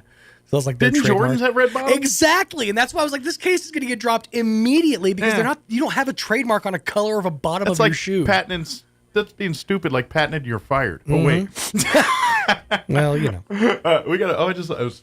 Yeah, I got 1 minute. I was like, oh, we're about to go. I did that once. I actually, I completely wrapped the show, and it was a minute early. 58, 59. I've done that myself. Too. I don't know why I did it. It was just, and it was like, oh, we still have a full minute. And then you got to come back on like, in case you missed any portion of the program. I've done that too. Quite a bit actually. So. But yeah, the sneaker thing it kind of rang hollow to me. I'm like, this is the part that makes you look ridiculous. You should stop doing this. So it's entertaining. Nothing else. All right, we got to go. If you missed any part of our show, check it out at your leisure, ksvptv.com. We'll try to get the NIMI. I got an email saying they got lost, couldn't get here, so we missed them. So we'll get them on. But we also, of course, we had the Boy Scouts on, and we also talked to Dion's. We, of course, last hour had the Extension office as well, talking about 4-H and their diabetes classes and the Beef Symposium. Yes. Which is more exciting than a beef symposium sound. I love symposium. It's all about beef. We got to go. Have an amazing day. We'll talk to you bright and early tomorrow. You're listening to 106.5 Roswell's Talk FM, KEND, Roswell, New Mexico. Have a great day, everybody. See ya. We'll talk to you then. Breaking news this hour from townhall.com. I'm John.